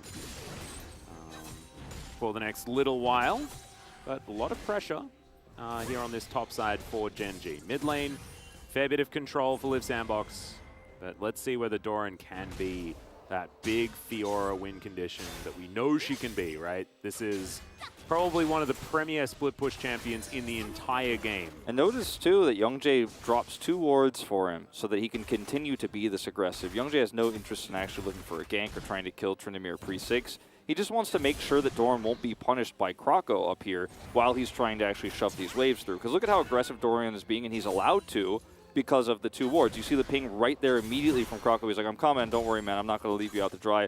But Doran will have ample time to see this coming with the wards that are placed and actually react accordingly. So it gives him a little bit more power against this Tryndamere early. But Dove is still farming very well. Yeah, he's getting what he can. And this is all about making sure that Doran is safe in what he's doing. They have invested the resources in there. And there is still a lot of, Doran winning out in these little trades, little skirmishes. Repeatedly pinging that Croco has not yet gone to his Gromp. That's up. Like, they just repeatedly ping it. Like, where is he, where is he, where is he? Now he's there, they ping it. Okay, he's on Gromp. You guys are safe to keep pushing bottom. Those 2 wards for Youngjae are super smart. I'm just watching the pings non-stop, like, question mark, question mark, question mark. There he is. Okay, keep pushing bot. You're free to farm, get your blue buff and your Gromp, and then, we're in a nice spot here. 6 is coming up soon for Doran, but Dove as well. So the kind of harassment here for Doran is going to come to an end. Yeah, and Dove should be a little bit happier, I guess, once he does have the Undying Rage, but it doesn't really get better very quickly for the Tryndamere in this matchup.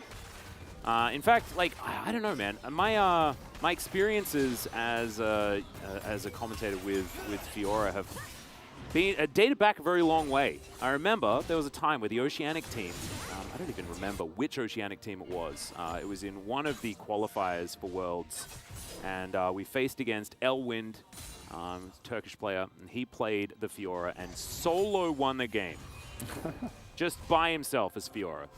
The game went too long and he just won. And so it's always infected my mind, whenever I see the Fiora pick. She can just, by herself, win games. Well, she has to teleport back now as stuff starts trading up as soon as he knows the 6 is coming online. And now Doran's back here trying to force this ult out, but he has to also CS, so kind of tricky here. He's going for it, though. Grand Challenge comes out. Let's see whether Doran can catch up to him. The Ghost has been popped. Didn't actually go for a flash here on the Fiora. Of course, you have a lot of mobility just in general. Is Croco just going to move towards Gen.G slowly, like that? Yeah, now Fiora gets the Ghost out, forces it back, and will, of course, know that Dove does not have teleport. And that's why he backed for full health to look for this. I don't want to call it an all-in, but trying to get out either the flash or the ultimate here. So Doran feels very nice, can freeze the wave here. Yeah. And this means that Dove is going to miss a lot of CS because it's such a long walk back, no teleport, and it's really just trying to be the better 1v1 player right now is what Doran is trying to do at the start of this draft. But I think Dove is really keeping up quite well. Looks like everything Doran is doing is winning super hard, but not really in the grand scheme of things. It's not as big of an edge as I think he's trying to push for. No, and the thing is, like, yes, Tryndamere does scale pretty effectively, as we can see. Fighting against Doran here. Doesn't have the Grand Challenge back available just yet. Slight Summoner Spell advantage here for Dove as well. He does have the Berserker's Greaves. Help him move around pretty quick. But that is going to be the first Drake going over to Gen.G. for the series, actually. Yeah. We'll be able to take that first one here. Youngjae is playing so defensively this game. 2 early wards, now 2 wards on the Drake as he is able to take it. And he's just not going to be aggressive or look for ganks. He knows that Ruler and LSB so far are pretty fine down there, starting to take a pretty nice lead themselves eventually. Ooh, Chovy. A little bit of trouble here. Lots of friends available. As not going to go for the duet. So Chovy's going to make it to the safety of his turret. The rest of Liv Sandbox going to slink away into the fog of war. There are 2 control wards, you know, in the river. One on the top side, one, you know, on the blue, not in the river, but then 2 wards, of course, in the river itself. That timed out Scuttle. So Gen.G have vision everywhere, so they can continue to just lane the way they are right now and try to trade aggressively, get prio, and then come over to this Rift Herald. So they push in bottom lane. Zeri's going back there. It looks like Liv Sandbox have kind of preemptively decided they're going to just push bottom lane and try to get a plate.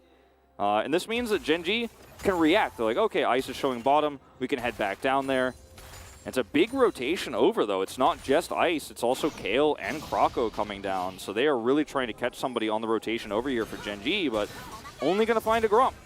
Yep, but they'll still be able to steal that one away. No way that they could actually contest for the Rift Herald with Zeri on the bottom side. So Gen.G will be able to take that one.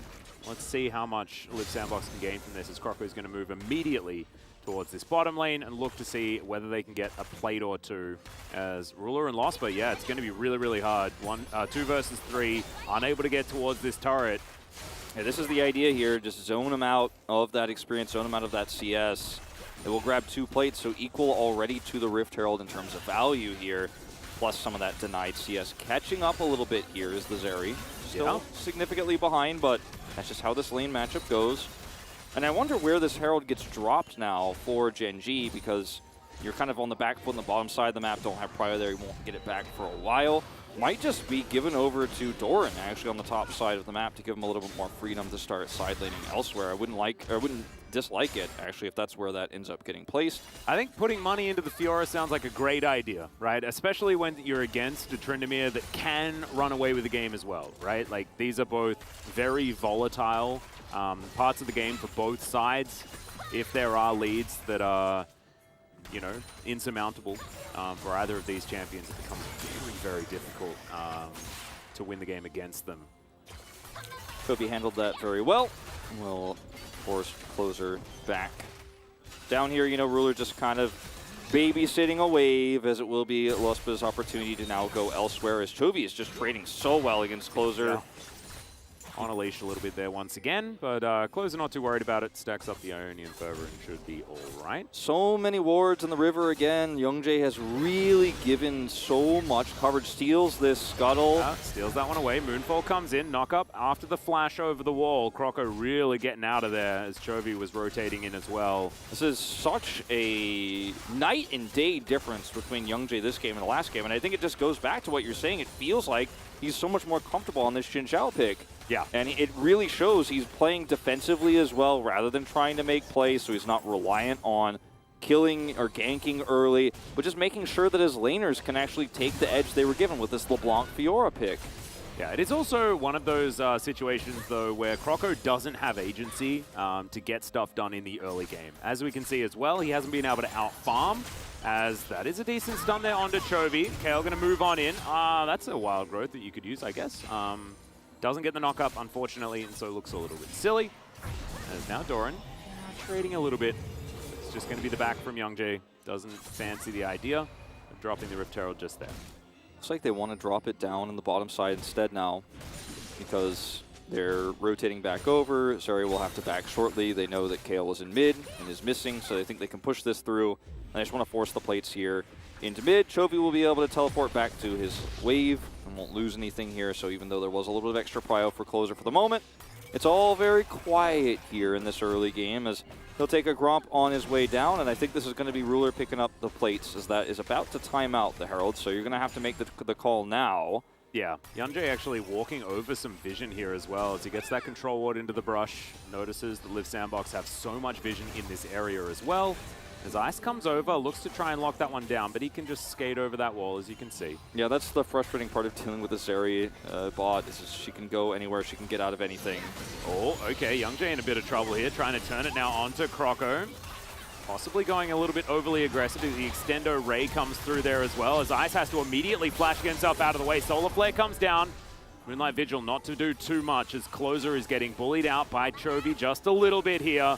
But Youngjae needs to drop the Rift Herald. Yeah. It's just going to time out. It's going to time out here. Is he actually going to drop it from his base? Like, it's really getting low. Yeah. Okay, yeah, no, he will drop. Yeah. Yeah, thankfully he did at least drop it, his base. As Closer trying to find Chovy just a little. Gets electrocuted, though. That's not a good trade. Did I just caster curse him super hard? Because I was talking about his ward control, and I was like, oh, man, he's going to go down bottom side. They have a little bit of control down there. And then they lost control of it. Croco comes down. Then he doesn't drop the Herald. Now it's going down the top side of the map awkwardly here, and it is going to still be able to get value. Will I think just barely make it before 14. Maybe this is like randomly genius though, because this is a lane that is in a really good position. They'll get a charge. They'll get some plates. Look, I don't know. I don't know what to tell you, man, but I'm okay with it. I mean, this is where it was the easiest and freest place to drop it earlier, and he decided not to, got his Empowered back off, and decided he was going to rotate bottom instead, because they thought, okay, I actually decide I want Ruler to have more money instead of having Doran to get money. But then he wasn't able to do that, so backing just in time to drop it to get it on the top side of the map. Ends up working out. I don't think it was intended necessarily the way that he wanted. I think we 100% give him the benefit of the doubt for this one. He had a really rough game in game one. I'm giving it to him. Well, you know, he deserves it. They pick up the gold, and that's the end result. It will be the Fiora picking up those plates right before they fall off. So 4 plates here, put them in the lead by just the 1. Yep. And it's on a Fiora, so always good for side laning later on. Won't be the same power in damage and team fighting that Ruler could have gotten with his, but there just wasn't a good opportunity there with the timing. He went bottom side, and this is a very slow game. I feel like Genji has decided to just, rather than try to outdo Liv Sandbox early like they did last game, just try not to lose early and play the late game on even footing. Scale up the Aphelios, have the side laning, put Chovy on a champion where he can hard carry. I like this draft so much for the situation here for Genji. Yeah, and as you can see, all of Genji's veteran players with slight gold advantages outside of Doran, who does have all those plates, and that's why that gold lead is going to be there. Ice takes a lot of damage here from the Infernum, though, as Chovy, nice sidestep. Spotting Croco out, clears out that vision, protects his ward. Good stuff. But it's a really interesting situation, right? Because if you have a look at like the scaling opportunities here for both of these teams, you look at Diana, you look at Zeri, and they scale very nicely. Tryndamere as well, no slouch in the scaling department. Not a lot of range, though. Yeah. So they can get the engages, it looks good. If they can't, it's not really going to work. And there's a lot of disengage between the Leona, the Crescent Guard. You know, things can get very hairy very early on here as the Demolish procs here for Doran. We'll finally take out that first turret. Gets the golf clap because we've been waiting for this moment for a long time. He finally is able to push it through. Yep. Second Rift Herald here is definitely an opportunity for Liv Sandbox to fight. I think Genji should just posture and hope for more gold here for Ruler on the bottom side. As they actually are able to wrestle control away. Liv Sandbox do not come in early. Now they have a Diana ult ready with Flash. They have no Zeri, though, and Chovy is here just on the flank, trying to keep Liv Sandbox sorted out.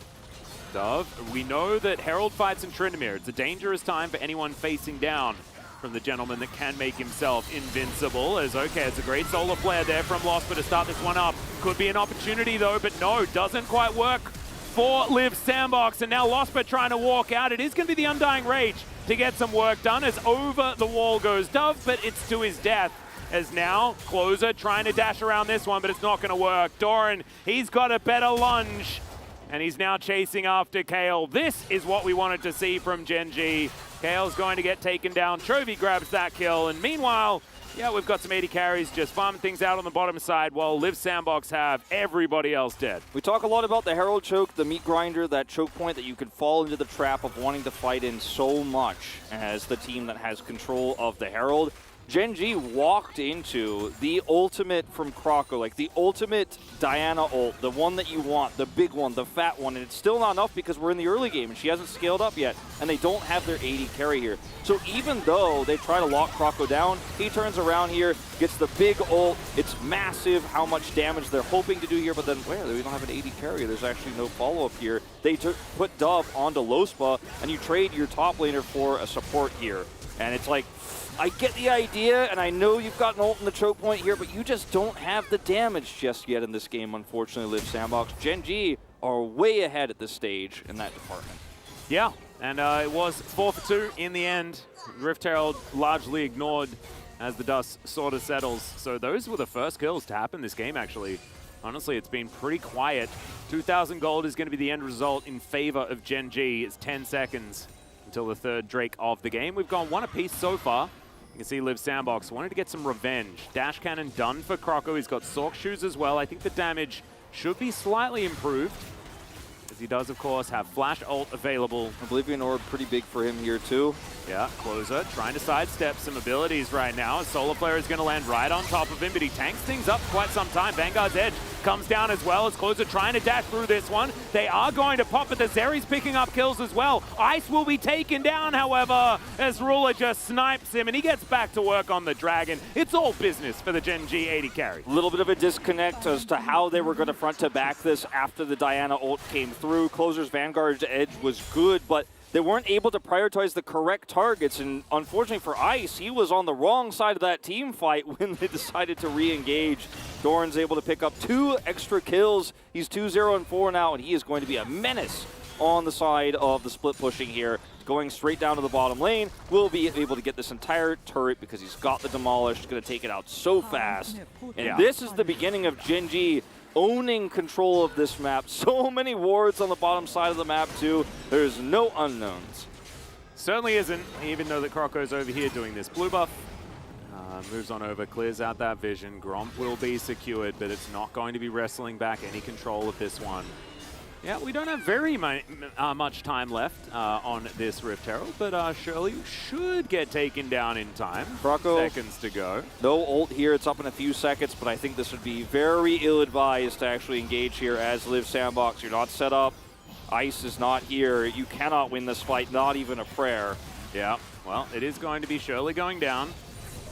Not going to be able to secure that one. Chovy picks up the eye as well, distorts, mimics, gets away as that's a moonfall. It's going to connect. Fair bit of damage there as Croco goes down extraordinarily low. Maybe this Diana just hasn't scaled enough yet, but it's a 1-for-1 trade in the end. Chovy starting to pop off as Ruler keeping Dove at arm's length. He's going to get exhausted. It's a double kill for Chovy.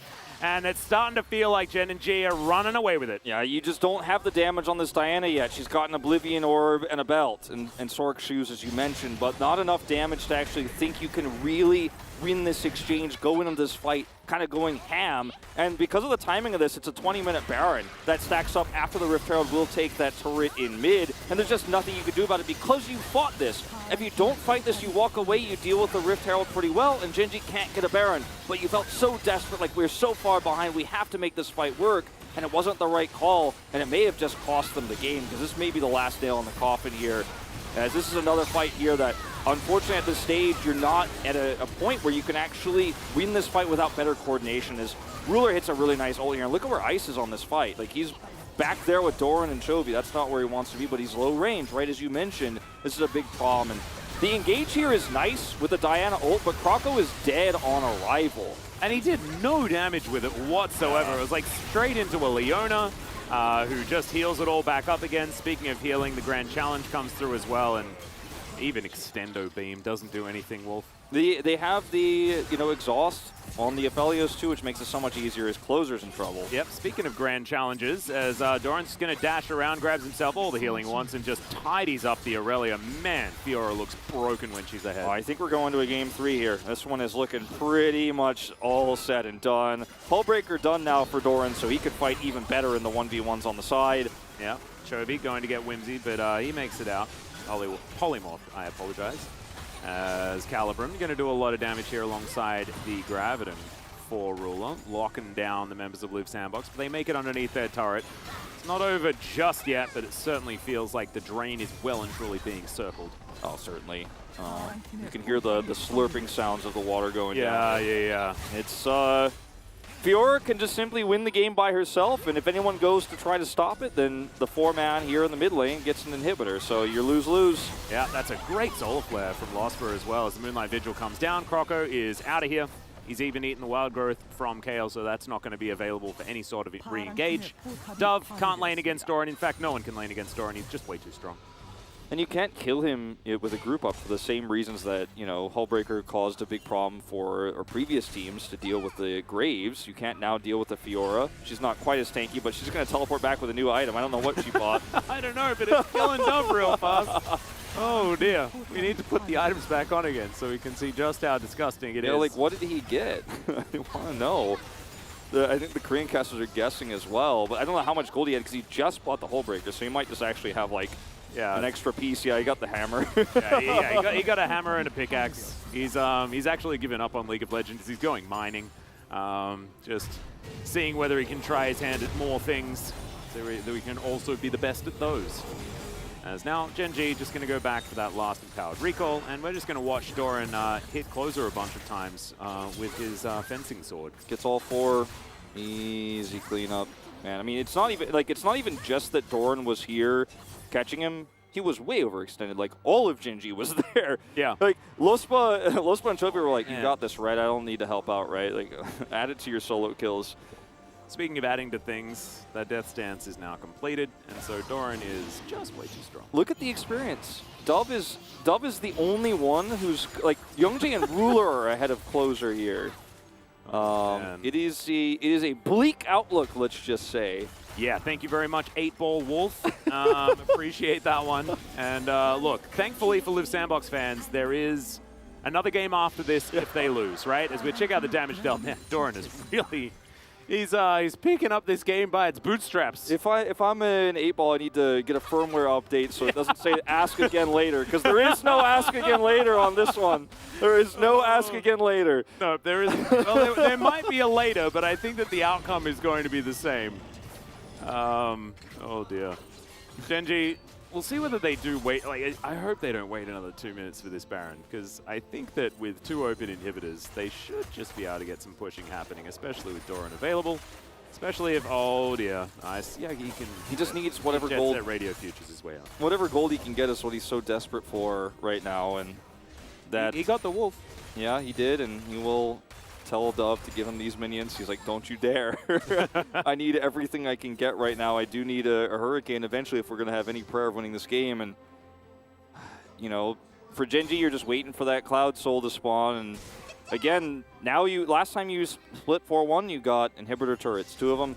This time you get the inhibitors. And then, if the Drake isn't up then, you get the Nexus turrets, and then we know what follows next. And this is just inevitable. We use that word a lot here on the English cast. I feel like it's one of our overused caster words, but...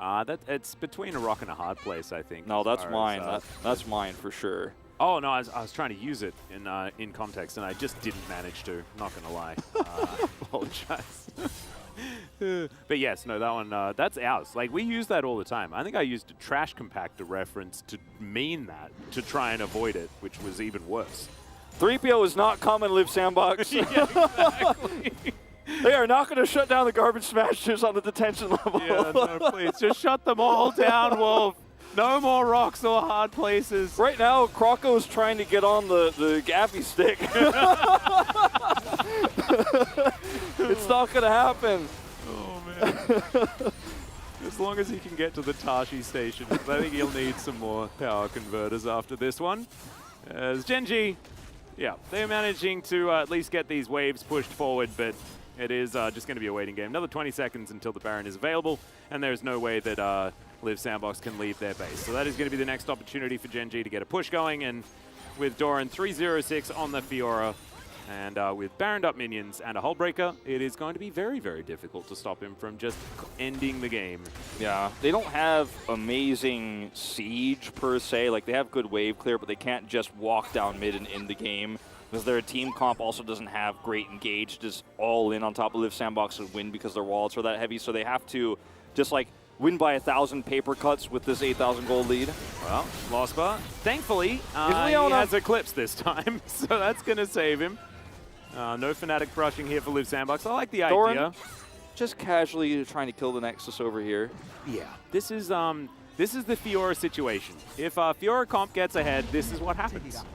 Doran will just push wave after wave after wave. The rest of his team should then have the ability to take whatever objective they would like, because there will need to be more than one person to stop this, as Chovy will mimic his way out before the polymorph actually comes through, as that's a decent moonfall. Ruler's going to flash out of the way of it. Crescent Guard is brilliant from Youngjae to break this one off. Ruler as well, landing the Moonlight Vigil. Ice trying, I mean, he was doing stuff, Dove had none of it actually hit. Like, Doran is like almost able to win the game by himself while his team wins a 4v4 fight over here. It's such a great Crescent Guard. They're going to get the Baron. Doran's going to reset. No ult for Croco. No health for Croco. There is a teleport available as, oh man, Croco almost just dies. Chovy does a lot of damage right now, and Genji just pushing them out. As soon as Doran turns up, Liv Sandbox know they have no right to be here.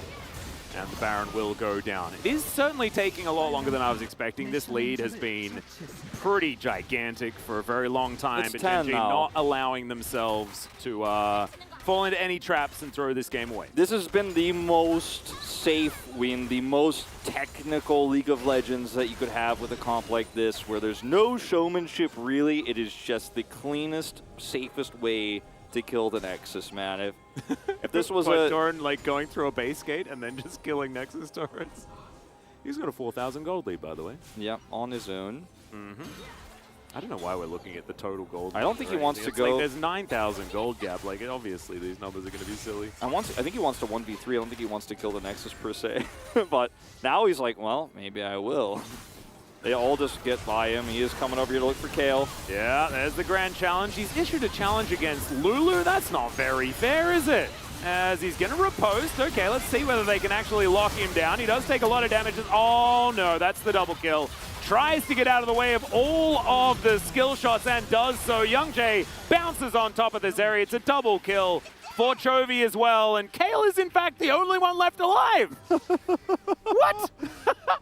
Challenge accepted. Yeah, exactly. It's like, ha-ha, Skippy, you jerk. Well, I know the Carpet Space loves to say that was a game of League of Legends, so they better say it after this one. Yeah, this has been a game of League of Legends. This was a Nexus, and Genji will go to a game number 3 up against Liv Sandbox. A much better look here. They just needed to shake the rust off with the new composition. Just to remind you guys, Genji playing with substituted players because of COVID-related issues. Peanut did test positive and had contact with Lehens. He therefore cannot be here either. And Score as well is unfortunately also quarantined right now. So it's unfortunate. However, this was much better. I think this was a game where we got to see Chovy and Doran prove their hands, you know, show how good their mechanics are, how good they can carry a game if given the opportunity. Youngjae played defensively only. He was exactly where he needed to be, and that was putting vision down to make sure the enemy jungler doesn't punish his pushing solo lanes. And then in the bottom side of the map, somehow Ruler was able to get ahead there against the Zeri even after that early exchange went her way. Yep. And then it was just really unfortunate for Liv Sandbox, some really poor fights before their composition came online. Gave even more gold over to Genji, and the snowball rolled down the hill real slowly, but it was very big at the end. I mean, it rolled down the hill like really fast, but then hit the bottom of the hill, and the Nexus wasn't dead, right? And so then we just coasted for a little bit. We nudged it along. Yeah, and we still got off the ride. Everything was okay. As we check out some of these post-game stats, I do need to correct myself just a little bit. The entirety of Genji did have contact with Peanut, who did test positive, but the booster shot wasn't there for both Score and Lehens, and so therefore, just for safety, they had to stay back. So that is the official ruling, and I apologize for saying it a little bit wrong. As we can see, this is exact. No, look, that's a water slide, and then there's like that slow bit while you slow down, and then there's a pull at the end. Yeah, that's precisely what this gold graph looks like. I think that we will see Genji draft like this again. I think I almost want to say Liv Sandbox should pick red side. You do not want to give these picks over again late to the final pick for Doran, the Fiora. They got the LeBlanc early this time too, and Gen G just drafted to be, okay, we have 3 players on this team who are way better than your 3 on the other side, and that worked out in game 2. We'll see if they can win it in the 3rd one. Yep, exactly right. But ladies and gentlemen, we are going to go to a short break. When we get back, the analyst carpet space.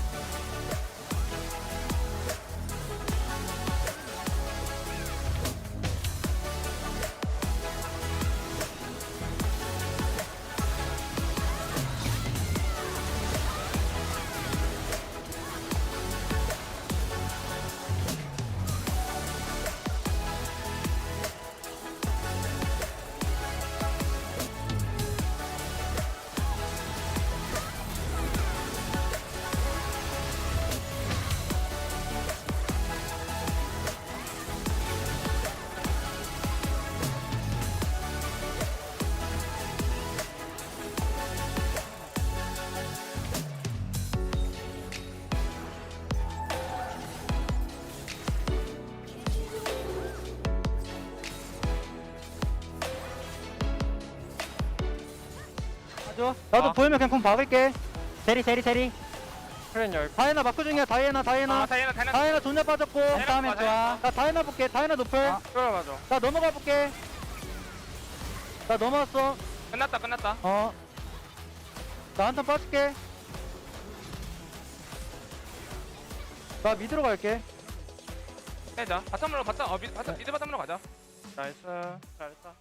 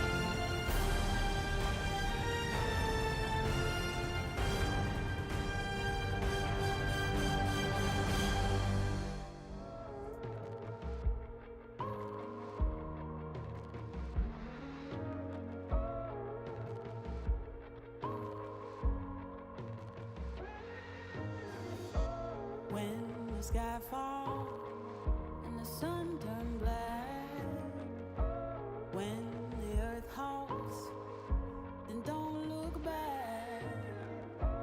Hold me closer, can you feel my heart? We can conquer and win back all. The tide is changing, floods are coming clear to see.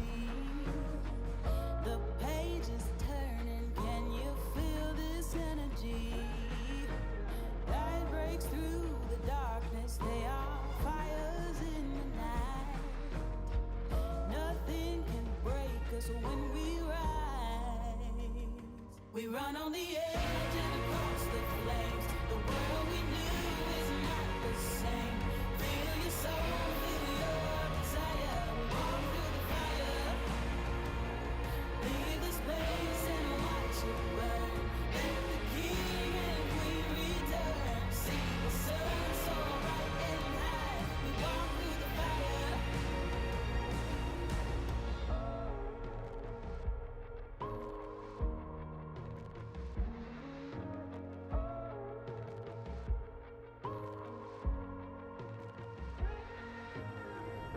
The embers glowing, we're waiting for the blaze, ascending from the ashes, bonfires in the haze.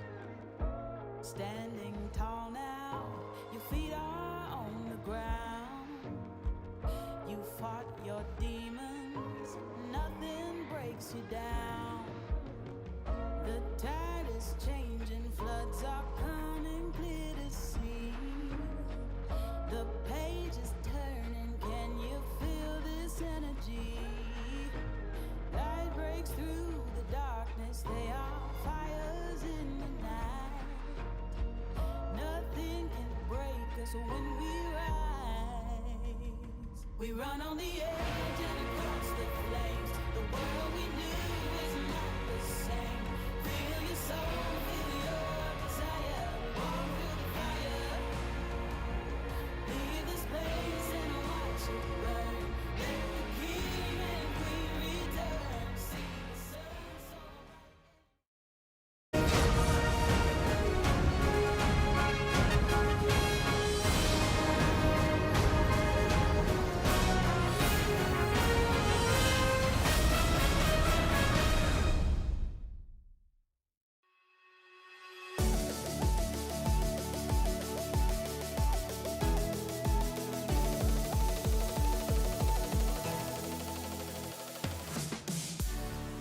Welcome back, guys. We are here at the Analyst Carpet Space. It's me, Valdez, with Chronicler once again, and that was a game of League of Legends. He that did we it! Could just have. I did it at the request of Wolf, of course. Thank you for that one. We were running out of material, so we had to bring that one back. It was very interesting that Gen G were able to turn it around after that pretty horrid game number 1. And looking at this draft, I'd actually like to pose a question to you, Valdez. Was this a game of League of Legends? Because it sure didn't feel like it. What happened here was 2 drafts that were both reliant. Liv Sandbox draft more so, but I do think that even with the Lulu, or specifically with the Lulu and the Diana, there's some element of scaling. But both drafts, whoever solo lanes get ahead early win the game. And then it was Gen G, and then that was basically the end of it. Because a lot of these matchups, I do think that the VR obviously really good counterpick, very well done by Doran, who was not happy, and literally starting level 1 was just like grass proc, and then basically never let off on that and just kept pressuring. Closer did nothing. I think there's a lot of situations where you can make it work, you know, the Irelia, but into this comp it was not good, and it is something that Liv Sandbox I think has kind of relied on. And also we saw the downside of the Crocodile. It's easy to bait him, just put meat in front of him and he'll go, and then no, you had to do the full body one that we were doing before during the break. Like a comp. There you go. That was a great Crocodile. Yeah. That's what happened. That's pretty much what happened. I mean, we had one highlight for this game, and it was basically Liv Sandbox. They saw the enemy champions, they went through a choke, and they said, well, we've got Irelia, that's good enough, right? And it wasn't good enough. And it was a little bit scary, actually, what did happen. So we do have that highlight. And you can see what happens here. Liv Sandbox just go through the choke, and they force the fight over the second Rift Herald. And a key thing here that we keep coming back to is that Croco actually only hits 2 people with this initial ultimate. And if that's 3 or 4 people, then the damage might be enough to turn the tides a little bit. But and this is going to happen a lot on him. He was the main initiator, and he initiated on specifically Leona and Xin Zhao so many times. And we've reached a point where, guys, if they have Eclipse and or the Crescent Guard available, like, it's not happening. It's just, you're not going to kill them. And if you do, you're going to have to invest so much that any subsequent fight is 1, this was the one fight where the solo lanes got suitably ahead, both Chovy and Doran, and then they never gave the lead up. In game number 3, honestly, try to get good lane matchups and please just put Chovy on the carry. I know this is something we hear a lot, and I'm not always on I don't think that a league is always that simplistic, but in this case, just put Doran and Chovy on a carry and let them carry. Ruler, by the way, again, playing so clean. I'm pretty sure that was his second deathless game in a row. I mean, he might have died at like the end of the previous one at some point, but like effectively he's playing extremely clean games, just waiting and never getting caught, never getting baited in. So I think this should, honestly, the next one should go similarly to this. Yeah, and a lot of it came down to just at that fight, part of the reason why we highlighted it is because not only were they going through the choke, but it's so hard to do that, especially against a Xin Zhao. We see this a lot with Poppy against all these dashy champions, but the Crescent Guard is available and it's like, well, no, you don't really get on top of us, and I'm just going to knock you up. Like, Xin Zhao used to be this early game powerhouse that everybody was like, well, we got to pick him to fight over the Rift Scuttlers and to win the early game and to counter jungler, but nowadays, a lot of the time, I see a lot of utilization just in how it's able to defend some of those squishier carries in the lineup.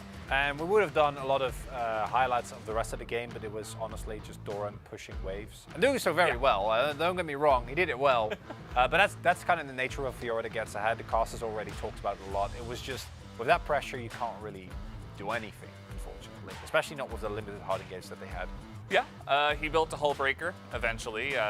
Wasn't first item Hull Breaker. He went Divine Sunderer, and then he joined up in the river and ate a bunch of free kills, and then went on to carry with 3 items.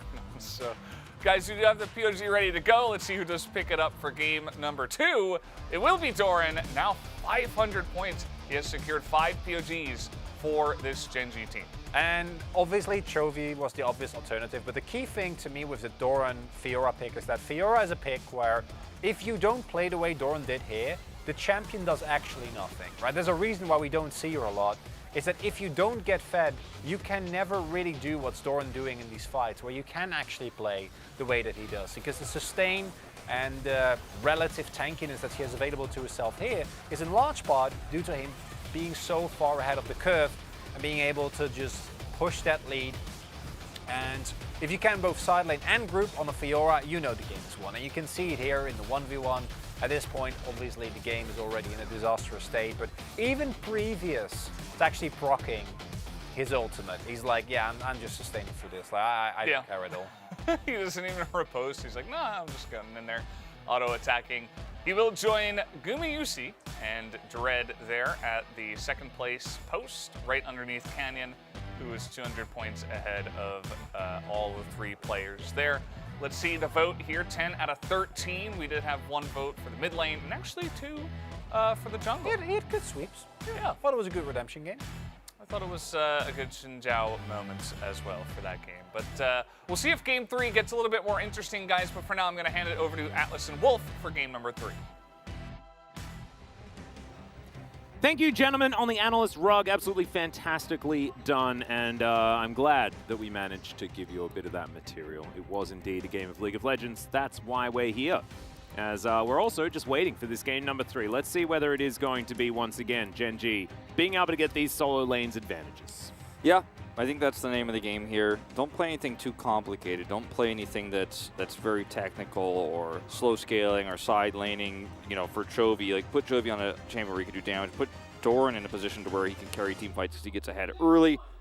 And for Liv Sandbox, I think it's kind of been a bit of a roller coaster. The start of this series was a bit of a mechanical gap even from them, and I thought it was really well put by Chronicler that, you know, if you take away 2 top players and replace them with a substitute and a challengers player, like even a team like Liv Sandbox can like utterly destroy you. That is like how deep the LCK skill level goes. If you just replace one piece, the scale can tip, but if you give those strong pieces on Gen G, the carry champions, they can prevail, and they will have the red side again because Liv Sandbox do choose blue here. They want that first pick priority over those solo lane counter picks, and I think that might come back to bite them, but we'll have to wait and see. Yeah, I just kind of hope that Zeri isn't first picked. I think that prioritizing Croco on early game junglers is going to be absolutely the priority. Yes, Diana is a powerful pick, but if you opt into scaling against Gen G with your most powerful card, which is, of course, Croco in the jungle, especially in this matchup, I think rightfully so you get punished for it, right? So let's see what Live Sandbox do adapt to here as the Corki Caitlyn once again taken away. If it's just a repeat, it will be the Renekton to come through next.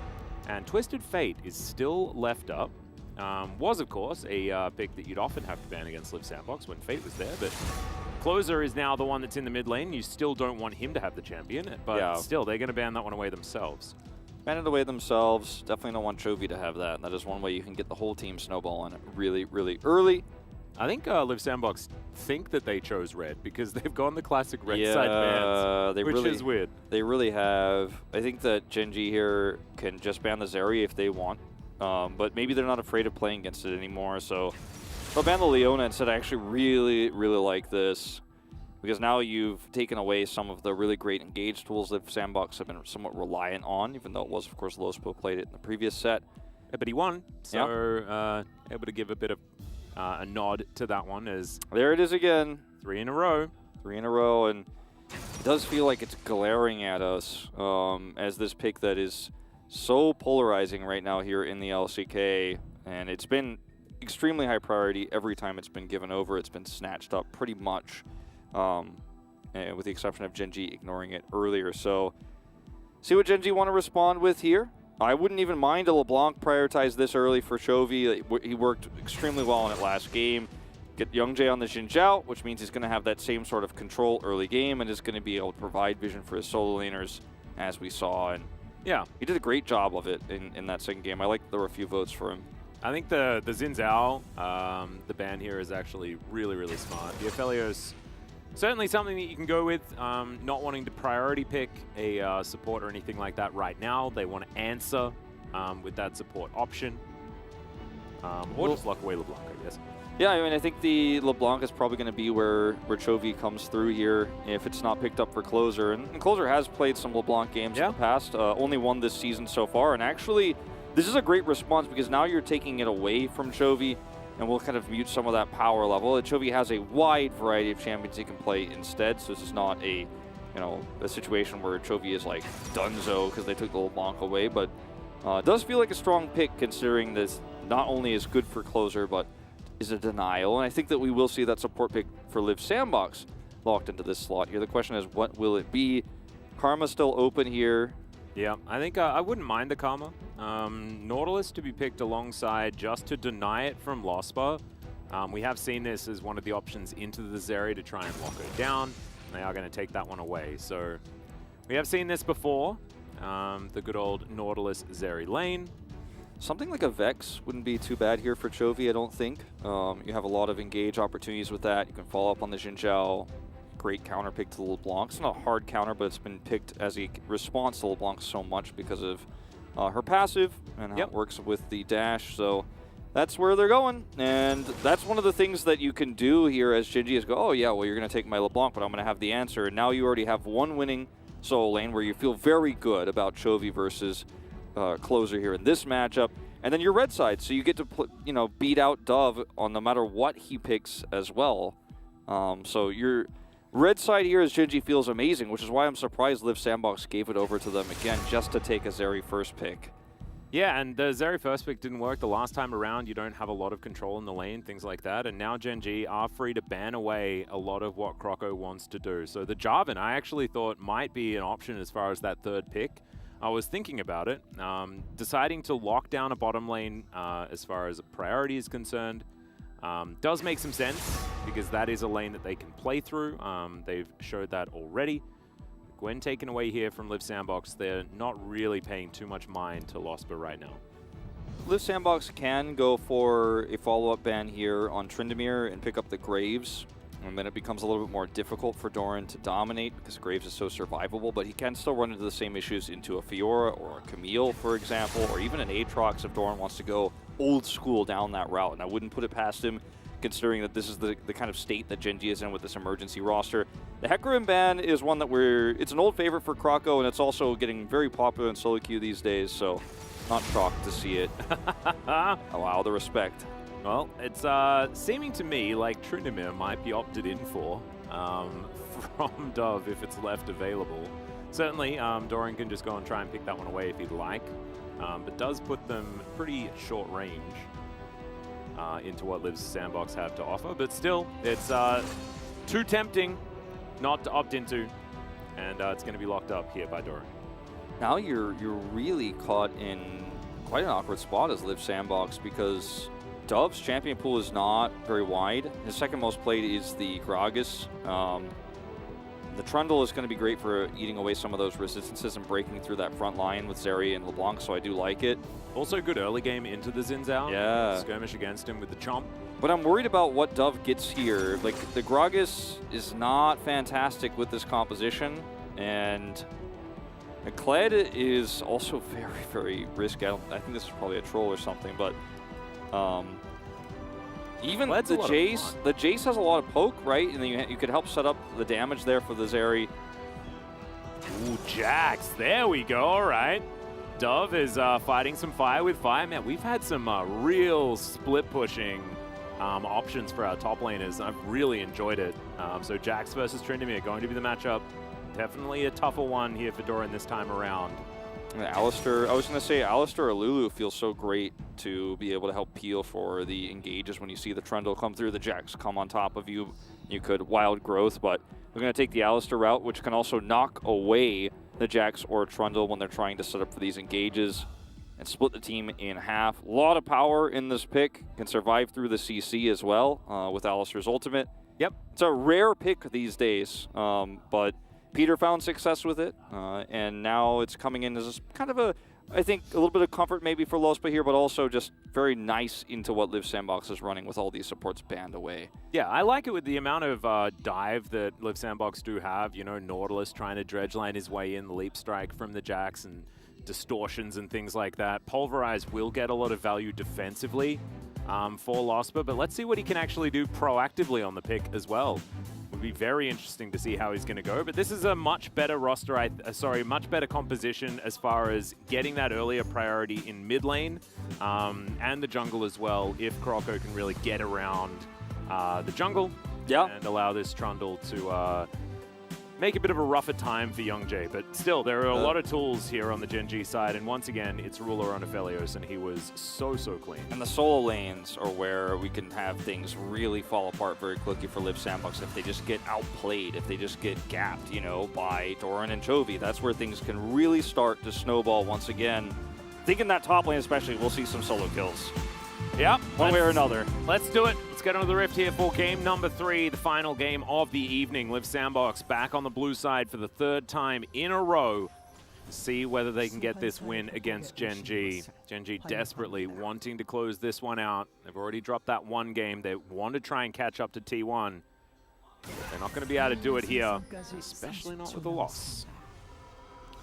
Well, we'll get the ward in here with the distortion. Very well played. Get that one up into the pit there, the red buff for Gen G, so it can track a little bit of the pathing. It's obviously seen, called out. Yep. Very common. Also, the Demon King Tryndamere skin. I think that's what it's called. I can't really remember. It was my favorite, though. One that I used quite a lot. Did they get the rights from Faker for that one? I don't know. It's not unkillable, although it is, I guess, sometimes. Yeah, when he presses R, you know, like. Yeah, maybe it's not that. Maybe someone can let me know. But I can't. Yeah, I can't quite remember. Anyway, thankfully, Tryndamere, a great no hands character, as I am able to play it. That's me and Udyr. Yeah. Sometimes when you're getting old, we're old, you know. Difficult. It's tricky. It's tricky to be old. That's why I just play JRPGs and turn-based games. Yeah, exactly. Hey, I'm super good at Pokemon, though. Don't you worry. If you can actually be good at that game. They added a little bit of dexterity to it, you know, in this one. Yeah. You actually kind of have to aim and stuff. All right, well, he could just dodge the counter-strike here. There's going to be a little bit of that in this early part. That is the interaction that we were talking about. The good old pulverize after the dredge line connects. Yep, similar to how you see the Alistair in counter pick to the rail, where the crash down comes through. And you say no. You just say, get out of here. Stop it. But does have that one level 1. When the headbutt comes in, things are going to be feeling a little bit better as Ice and Kale do gain some control here of this lane. Level 2 going to be gained first as Closer and Chovy fighting one another. Good little stun there as the flash is going to be traded immediately. Chains connect as Croco puts down the pillar. Chovy, there are no other options, and Croco looking to try and get in here. There's the chomp, and that's the first blood. This is what we wanted to see from Croco this game, and it's not even 3 minutes yet. Early agency on the Trundle, and Chovy is overextended, out of position. The follow flash is there from Closer, and Croco is able to set up the pillar. You don't really have an escape as Chovy after your initial fear is used. And that's the end of that. So Chovy pushed out a lane here early. Now also Flash. So it's the same as true of Closer, but he's a lot more mobile. He's got distortion, could set up for some distortions into tethers. And that's when Croco could continue to be a menace in the mid lane. So Flash trade definitely favors the LeBlanc. But he picks up an assist amount of gold here as Croco gets first blood. Yeah, still definitely extraordinarily high value. 2 flashes down, I guess. So possibly Gen.G with some defensive options now, but this should be a great start for Croco and for Live Sandbox as Ice. Yeah, that's probably more damage than you want to take. As Croco is here, and Ruler and Losper not going to go for too much extra, but certainly a good sign here for Gen.G on the bottom side of the map. Problem with Youngjae now is he's kind of trapped into a pathing where he can't make an impact on the top side of the map, isn't able to do anything in the mid matchup. There's way too much prio there for Closer at the moment. Chovy leads the CS for the time being. We're going to watch this one more time. So Chovy gets the initial fear, but Closer flashes to make sure that he can tether onto Chovy here. Gets the root, and Chovy also flashed, but too bad you got rooted. Yeah. And the chain connecting there was actually really, really close as the minion wave was coming in, but really nice. 이거 백스 노플이야, 백스 노플. Really, really decisive. 몰라. 웬만하면 근데 내려갈 And they're just calling it Vex, no flash, no flash. And the call over there from Croco, or rather from Closer, was just get him. After he got the tether, he's like, it's all you. And he got him. Chovy's still casually 10 CS up as Chovy is wont to do. Oh dear, Croco taking the long way around is going to be unseen for now. No flash. He does have the fear charged up. He was saving it, as you can see right there, for Croco. Now trying to fight against Closer as Youngjae. He's over to the side as well. As, yeah, that is not the real one. Closer is able to keep himself alive, but good escape there from Chovy. I love that he held onto the passive, allowed that fear to activate onto the Trundle, denied that entry. Yeah, that was a really close call. Still is able to heal back up with his corrupting potions, and actually in a pretty decent spot here yet again. Yep. Youngjae does have his flash available. There's the pillar to come out though. And Gen.G not going to go for anything aggressive. Chovy just tidying up the minion wave. Q comes through and retains that CS advantage like you were talking about. Bottom lane now shoving forward for Gen.G, utilizing the time that they know there is no jungler around. Chovy gonna stick around in lane because he sees Closer back. Closer has no teleport, so he knows it's gonna take him a long time, even with distortion. Chovy took Ignite. Yeah. Still holding on to that one. Will return back to lane after pushing this wave.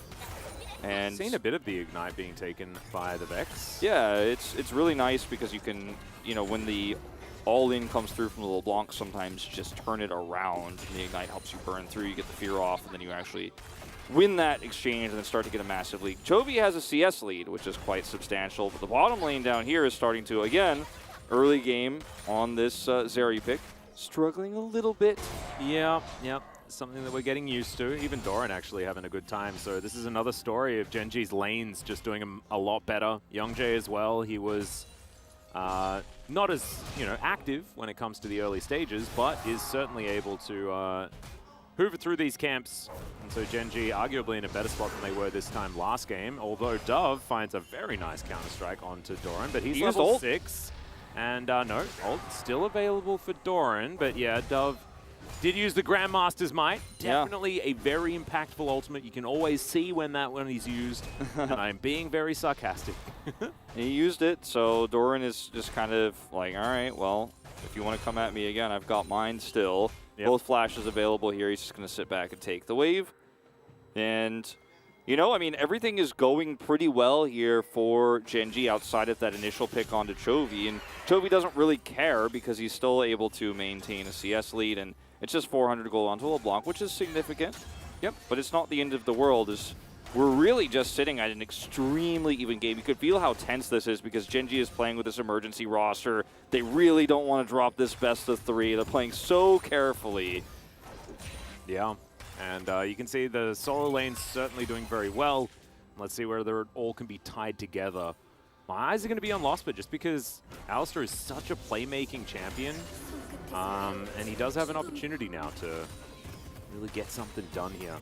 Redeem himself from that game number 1 is now Chovy going to flash once again. Q connects onto Closer, who's always taken damage here in this lane.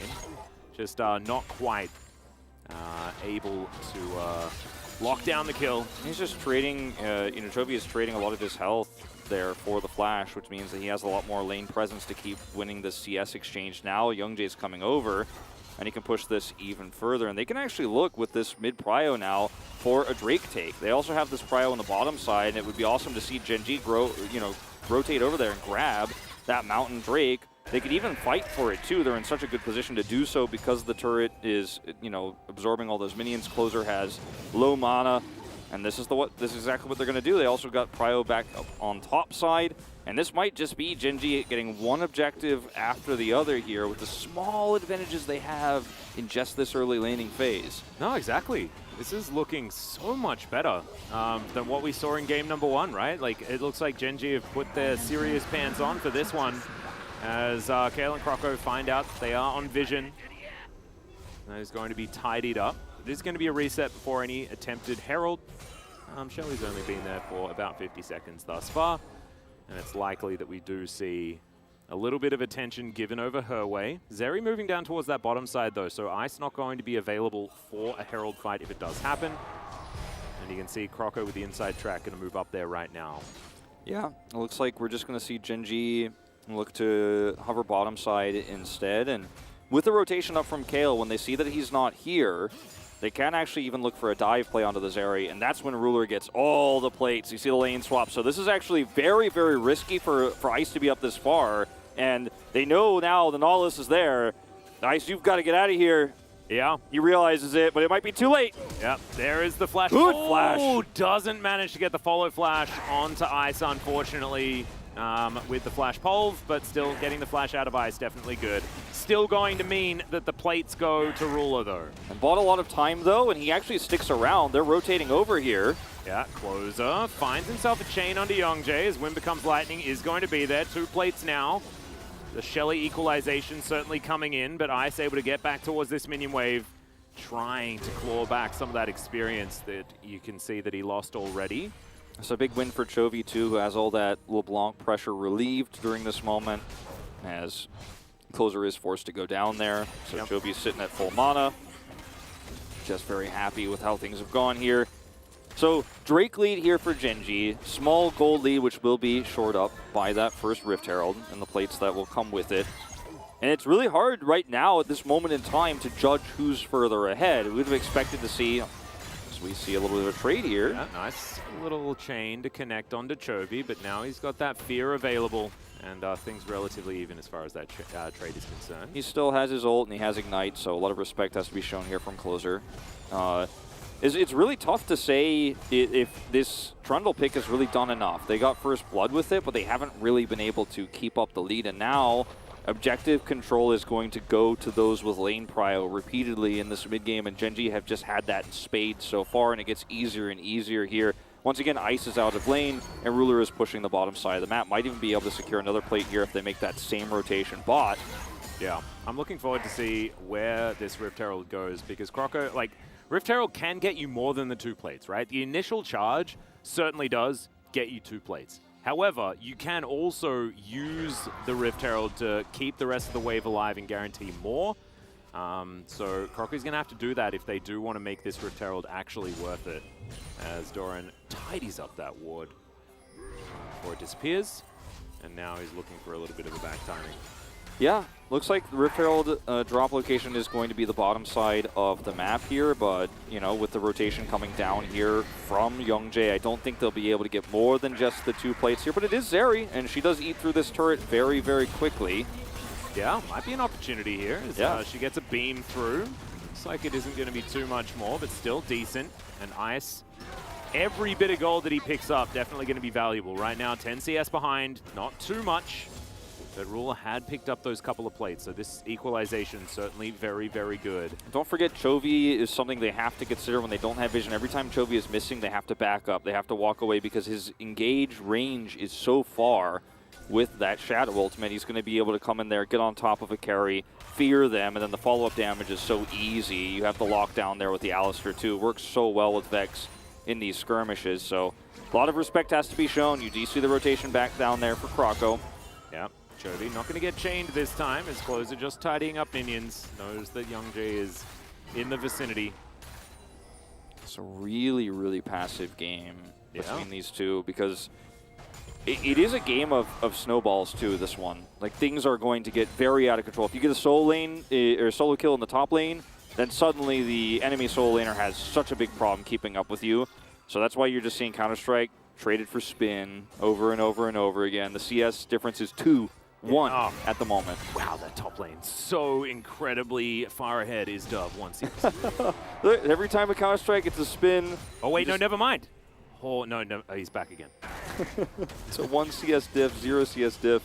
And so you have to be so careful, and that's why you see these teams really playing this cautiously because the risk is so high because one small advantage, one small solo kill, one small error means this best of 3 goes off the rails, and you worked so hard, both of these teams, to win their one-sided games that they've taken so far. And this third one has been the calmest and the quietest and the slowest paced thus far for a reason. Well, now Liv Sandbox thinking about heading down to start off this Cloud Drake. Could be an option. As they do just get some vision down, you can see Genji paying a lot of respect to the potential roam. As Doran's parked himself here in this brush, thinking that maybe Closer might go for something more aggressive. Chovy walking forward. Yeah, just pokes him with an auto attack. Doran's here. Yeah, and Genji just going to walk their way into this river, and they do manage to grab control. Chovy tidies up this ward, and it looks like the Drake is the next thing on Genji's menu. Ruler's red and white. Fight for this, yeah. Yeah, I don't think you fight this. I mean, it's just so hard to pull this off this late into the fight, and they're just not going to pull it off. That went down extraordinarily fast. It's a little bit split as Liv Sandbox. Closer off to the side, though, as there's the Crescent Guard. Youngjae being a great front line as Doran doesn't have to ult just yet. The Vex locks down the Jax, though, and Dove not going to be able to offer anything right here. Doran will have the Q available, so he's going to survive. There's the flash, and Kroko just munches down on the cow. Delicious Steak is going to be there, and now Ice looks for the kill, but Doran does get the flash away. Chovy trying to get underneath his turret as well as the pillar. Not going to stop him after the flash, but still, that is a lot of power for Liv Sandbox. His clothes are very low on health as Ruler moves on into the mid lane. 2 kills going over the Zeri is the most important part of this. It's the value that she's going to gain from that extra gold that is the terrifying part. She's also going to be able to finish off this bottom turret, so even more gold going over it. It'll be first turret blood as well to Liv Sandbox and her with this. So Zeri getting online very early in this game off of a late engage, but it was a decent one there. And unfortunately for Genji, they didn't have the sticking power in this fight just yet. We're still in the early game, but they walk away that very critical Drake lead. 2 Drakes now, the advantage. And so this is worth it for them, I think, if the gold goes anywhere else. I'd say this is a big win for Liv Sandbox because Ice is able to pick up this gold. His positioning is very good in this fight. The ultimate, not the best out of him, but Doran is just not able to finish him off. The Undying Rage is used here, so he can actually get on top of Ice again, but he can't get that kill. Yeah. Even though it's not the greatest dredge line here, Ice is just happy to continue to chase forward, and there's just no recourse here, unfortunately, anymore. Vex is not a damage throughput champion. She's a fearer, she does a lot of burst, and then once that part's over, she's on her way out. And also the resets are required, right? Yes. So if you're not able to get those, it is more difficult to continue your battle plan. As Liv Sandbox think they might have found Ruler here. Gale forces his way to relative safety. Kale is going to try and escape from the Gravitum. Ruler just doing stuff from extraordinarily high range. Much as what Aphelios wants to do. There's now a bit of an enclosure on this outer turret in the mid lane. Liv Sandbox should be able to grab this one, as you really are feeling this tempo shift. Yeah, it's after that massive. team fight came in. It's massive because now Live Sandbox just have so much map control. They can walk up to this turret and say, that's mine. They can drop this Herald in and get a second charge because there's nothing Genji can realistically do to stop it. Now, Chovy did get that bottom turret and is heading topside here to help Doran. Doran does not have teleport this game, so Dove can actually really, really run him around the map a lot of the time. If he gets this turret, it's massive. He will Bravo not. as well, very, very good. Like the pillar is such high value against anyone that's melee. And Doran doesn't quite have the lowest cooldown on that spin just yet. Chain comes in and the cow is just taken for a walk all the way to the death chamber. Not what you want. As now Live Sandbox taking a bit of damage from Chovy as the Q is going to connect. They find the fear onto Ice, who stepped a little bit too far forward. Chovy locks it down in the end. The Undying Rage is going to be there to keep Doran alive as they dive forward. Oh my god, Ruler! That damage is filthy. Shadow Surge doesn't find Closer, but the damage has been done. Yeah, it was a really nice setup there for Chovy. Not able to get the big fear, but hits the most important target, the Zeri. Brings Ice down, takes him out low after he's low there. And once he's dead, most of your damage is gone. Ruler's got the guns he wants for the fight. They're in a choke point there, and Chovy's just waiting to use that reset to grab the last kill. Doesn't connect in the end, but they win the fight swimmingly. And once again, the pendulum swings, this time back into Genji's favor. They're going to get a lot of map control with this. They will pick up their second turret of the game. And unfortunately for them, there's no Drake to take right now. There's no major objective, but this does put a lot of gold back into their pockets. Knows the engage here for Chovy. He's rooted, and then he goes back in here on top of Ice. Yeah, and KO gets so much value as well with that depth charge, getting so many knockups, dredge lining as well, but it was this re-engage. And so difficult. If the block is there from anybody on Live Sandbox, Croco, it doesn't matter, then Ice escapes here, and then this choke point, the fight could look totally different, but the fact is, how many Zeri goes ults down. did Chovy throw out? Like 17? Oh, it's crazy. If you lose your Zeri in this case, you know, you lose that extended damage. Yeah, and unfortunately, we got a bit of that in that last fight. As you can see, the gold graph, not a lot in it until the very end. Live Sandbox, you saw where that tempo was. That gold lead was really starting to come in, and Genji say no to it very quickly. But now it's back to extraordinarily even, right? It's under 1,000 gold as we're cresting the 20-minute mark. And Ice looking like he's in danger, but there's 3 members. Great dredge line is going to connect there as Youngjae trying to get away from this pillar. Doran in that front line does have the Undying Rage available. Teleport from Closer is, no, that was teleport from Dove. And he joins the fight. Hextech Drake available, and Hextech Soul, fantastic for both of these teams. Attack speed just very strong as the fear comes in onto Dove. Counter-Strike now on cooldown. Good double knock up there from Losper as he gets right in. 2 kills already for Genji, and they are starting to snowball this game. Croco underneath this turret, but he's going to get pulverized, and I mean that in so many different ways. Closer is going to be able to lock down Doran, but the ultimate used keeps him alive anyway. He'll be all right. He has to ult here, but totally fine. Closer just wanted to trade something back, anything back. He's 0-0-2 this game. Hasn't had a bad one by any means, but he's just getting destroyed by Chovy in terms of team fight value because Genji have so much they could do to set up these fights. The Alistar pick ends up being so great in terms of what you could do to peel. But this was just a straight-up punish. Live Sandbox think they're the ones springing the trap, but it's actually Genji who cuts Dove's health bar low. The Counter-Strike is burned early. And look at the Alistar knock-up here. Now, Ruler, yes, he takes a ton of damage, but is getting everybody low while Chovy hits a major fear on the right side of the fight. It's 2 fights on 2 fronts that Genji win both sides of, as Live Sandbox are just starting to look, once again, a little disjointed. Yeah. And I like that Doran ults a little bit early there as well, just because of the burst damage potential from Closer. Wants to deny that, and he's able to get out just fine. So yeah, sacrifice Ruler, but get yourself to Hextech Soul Point, and also allow Chovy to really start rolling in money. Look at this. Damage dealt, definitely going to be the highest in the game, but he's now got his Shadow Flame done. Luden's still completed as well. And yeah, the Vex is just so scary. It's such a good game to build the Shadow Flame into as well, as yes, you're going to have some trouble getting through the Trundle, but otherwise blowing up the LeBlanc or Ice in particular, who has no magic resistance whatsoever and will not have any, or if he does, it's at the cost of a lot of his late game damage. He's going to lose 1 item if he decides to build Maw instead of the Hurricane. It's going to really slow down how much he can pop off later on. You're very, very happy to go Shadow Flame second. 10 stacks on the Dark Seal here, and Chovy is ready to once again put this team on his back and carry. It was a little bit of a slower start for Doran this time around because the matchup is so stale and boring, and there's not a lot of ways to express yourself there.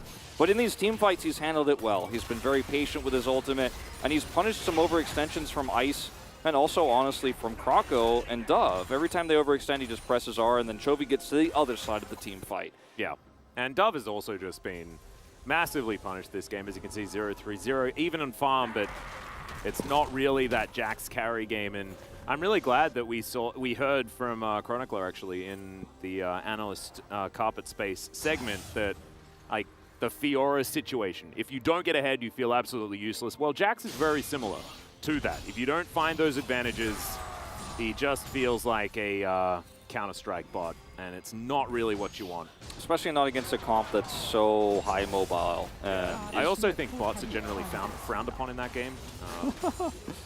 It's really hard to get a big Counter-Strike stun off in a team fight because you're putting yourself in harm's way, and Genji can just disengage against you. In solo queue, you end up getting like a triple stun all the time because people just aren't really that focused on where they're positioning or what's going to happen in a team fight. It's chaos, but this is organized chaos here for Genji. They know exactly how to avoid the Jax and then put him, you know, down basically and out of the fight. He has to dash away or jump away rather a lot of the time, and then suddenly the backline's exposed. Yeah. Well, now Genji moving towards, it's 2 minutes away from the Dragon. I was like, moving towards a potential Dragon fight, but no, it's not really going to happen. No real point to be here right now, as Crocker is going to get crit in the back. And Youngjae is actually going to start this one up. I'm not sure what we're fighting for, but we're fighting anyway. The pillar comes in, and Closer is going to be able to put the chain onto Doran, but Genji just brute forcing them out of this river. Genji, they look to assert their dominance. Genji don't have teleport for Doran, so it's hard for him to side lane elsewhere while putting pressure on the jungle because Dove can match Doran, and then he can teleport away, and it's very annoying and difficult for Doran to then keep up. So you can lose a lot of map control if you don't stay grouped, so you have to kind of group up as 5, push them out a little bit, then Doran can go into the side lane as you see here. He is actually going to back and buy that third item, it looks like here. No, I spoke too soon. Couldn't quite afford it, I guess. Yeah, he just wants a few more minions here. Quite a ways away from a potential Infinity Edge, if that's where he's going to go. Yeah, curious if he's going, because we've seen a lot of different variations on this. This is the Gale Force one into the Essence Reaver. I like the Twin Blades just because I feel like you never build Twin Blades on anyone else, so you should probably build it on the one guy that wants to. As Dove has got a hull breaker now, he's decided that team fighting is not in his future. It's definitely not. I mean, he can do some things with it, and he can buy a lot of time and force a lot of aggro, so the hull breaker is going to be useful in that regard, but he's certainly not going to be carrying any of these. That's going to have to be on Closer, Ice, and Kroko. KO can help set it up. There's still great 5v5 fighting to be had here for Ice once he does end up getting that third item completed. But he's a ways away from it. Just got his Zeal and a stopwatch right now for survivability. Yep. 25 seconds here is, that's a pretty aggressive teleport from Closer, but he is going to be able to distort his way out, so not in any actual trouble. It's important for him to be here ASAP because the Drake spawns at 15. They need something here, some sort of prio, some sort of pick.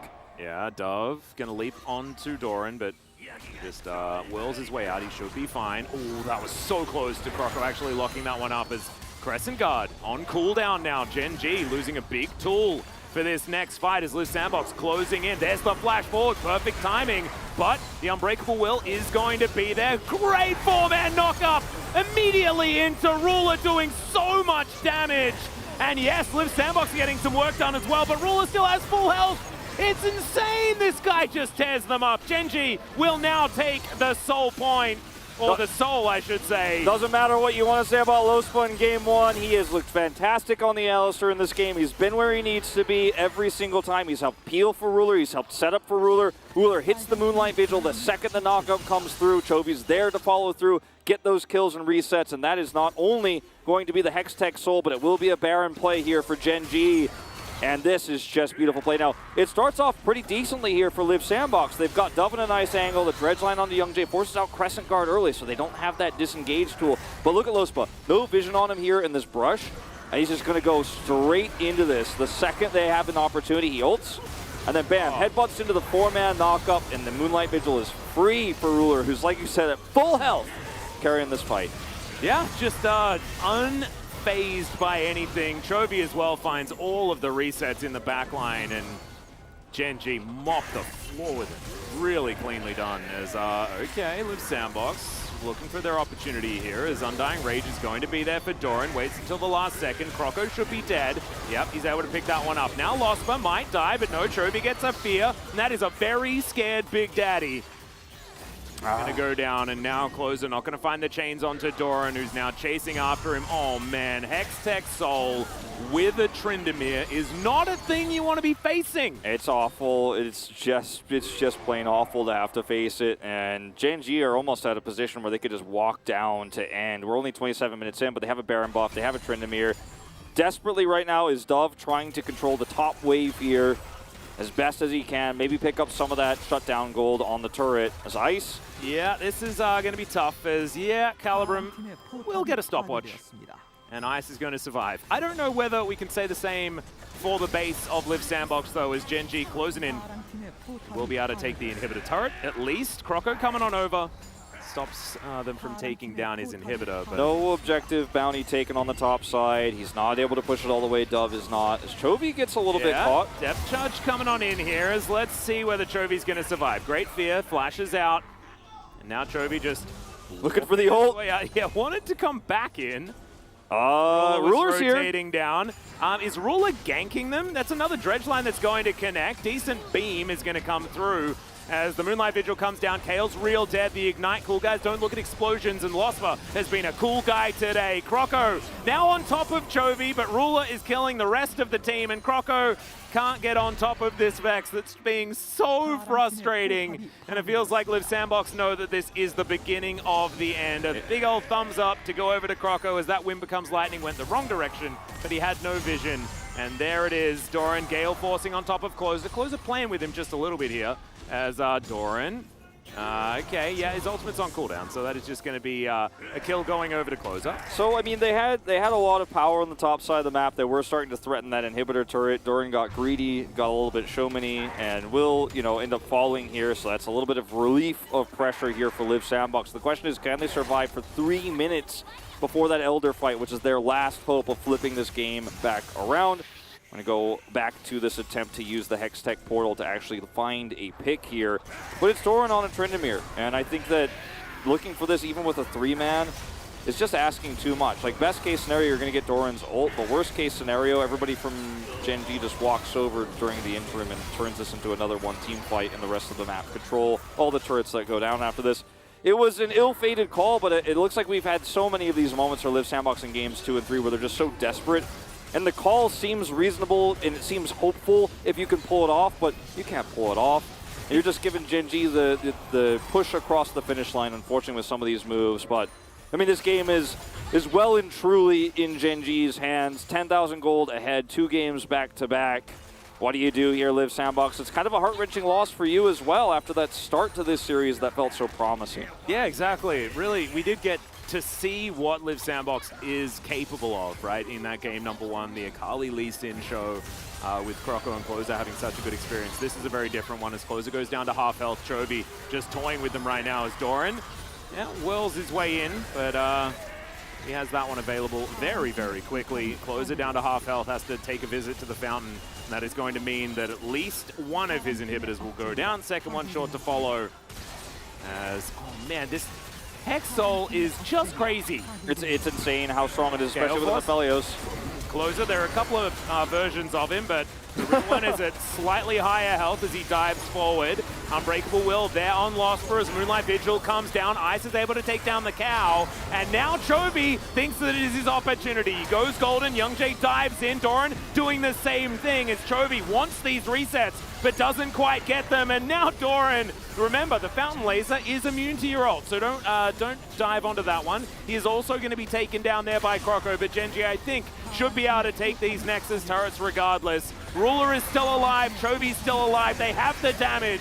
There's the knock up onto Croco. They do lose Youngjae. Croco gets a little bit scared, but he can't be. He needs to try and defend this Nexus, and Ruler just needs a few auto attacks. Great sidestep there, as Ruler has just had a brilliant series here, saving it for Gen.G. And Gen.G turn it around after a loss in Game 1 and finish off Game 3. The counter pick Vex for the LeBlanc. You know, you take the LeBlanc away from Chovy, he's not going to take Lissandra. He's going to take the flashy Vex. He's going to take the one that can express all of his skills, his capabilities, the resets. And a lot of this game was decided by a lot of really explosive team fights that Live Sandbox decided to take. The first one led to a few extra kills, a little bit of map control. Zeri gets 2. It felt like it was a nice start, but in those few mid-game fights where Gen.G had better positioning, had better control, had the better setup, and were much more patient, it felt like Live Sandbox was forcing a square peg into a round hole. Lost 2 team fights back-to-back, then Doran was 2 ahead. Vex popped off, and even Lospa is having insane moments on the Alistair. That 4-man Polv was so sick. That was awesome. It came together. It really did in the third game. You know, it was not only about the Soul Laners. It was not about Doran and Chovy purely with Ruler finishing off the kills. In Game 3, it felt like it really was a 5-man unit to a certain extent coming together here. And that's a good sign because, yes, you are able to make your way across the finish line tonight. But on Saturday, you do face the undefeated T1. And Young Jae is going to be shown how strong he is here. Back-to-back wins on the Xin Zhao. Looked so much better on that pick than he was on the Poppy. Really felt like he was at home in the jungle with that Demacian Prince. So I liked that one a lot. Or the captain, sorry. The Prince is, of course, Jarvan. I got to get my lore sorted out. As Chovy just casually having a drink, just another day in the office, but his Vex was so good. Yes, he died first blood, but then spent the rest of the game not dying and killing everyone else. The resets just were nutty. He died first and then walked away with 20 CS lead. Moments later, just Chovy being Chovy. And it's now not Faker that's the only one that's able to get wins on the champion as well, as he was our most successful Vex player. And now Chovy's able to demonstrate that she can be extraordinarily strong, especially into that LeBlanc matchup. And Doran doing some Noribong over there with his killing voice is what it says on the sign. I'm not sure if that's like a Undying Rage like joke or something, but either way, he played a great game. You know, 2 back-to-back split push champion games. The third one, you know, right, the final game there, he wasn't able to absolutely dominate, but he didn't make mistakes. And when he did get ahead, he pushed the advantage. When he was in team fights, he waited. He was so patient with his ultimate. He looked for the priority target, and they were able to shut down the Zeri, a fed Zeri, mind you, and all of those mid-game team fights. All the Doran items here. Yeah, that's the Doran. I was like, wait, hang on a sec. Doran's ring, Doran's shield, Doran's blade. I get it. He's like, she's like, I only go to Doran's shop. I think that's the idea behind that sign. As this is the solo kill on the Chovy. Oh, the first blood at least. Or yeah, first blood rather. And then from here on out, it starts to turn around. So many of these fights were a little bit disjointed for Live Sandbox. I think if they had played it a lot more calmly, if they weren't as nervous and tense about this, things could have looked a lot better. As Doran's timing of his ult here is, once again, so late into this fight. He's so careful about how he wants to use it. But this is where Ice picks up 2 kills and it starts to feel like, uh-oh, like this area is online. This is a big problem. But then Live Sandbox forced the issue in a lot of these mid-game skirmishes over nothing. Over a top turret here is what actually brings Gen.G back into the game. When you see Chovy pop off in this fight, this is the first time where he's able to get like a million resets, as you called it, on this Vex. Gets Ice. Yeah, and able to get it with that last auto, then lands another one, and another one, and another one, gets all of the fears, and look at this. Like, when Ruler gets there, he's got all of the CC to add to the fight as well. Did we, like, I could almost see a world where Lospa gets player of the game. Yeah, I mean, for this play alone. He is so careful about how he plays this too. He's behind Doran, then goes over, and the Moonlight Vigil is like is fired in the animation of the pull fries. It's so nicely done. And this is a team or a duo that hasn't worked together very often at all. This is very new. The Alistair working together with Ruler, and it works out so well in that critical moment. Let's have a listen to Gen.G as they close this one out. Zeri's solo, and Chovy's pulse. He's going for her. Picks her up. No flash. Nautilus, yep. Yeah, or actually Nautilus. I thought he was saying no pur, and I was like, well, who has no flash? He was saying no tur. And this fight. after the turrets. 트런들 맞아 트런들. 트런들 노플이야. Calling out Trundle has no flash. Yeah. Trundle does have a mouth though, so can bite down and does manage to get the kill. He pulls the super minion in super well too. Yeah, Young Jay's like, please kill the Nexus, please.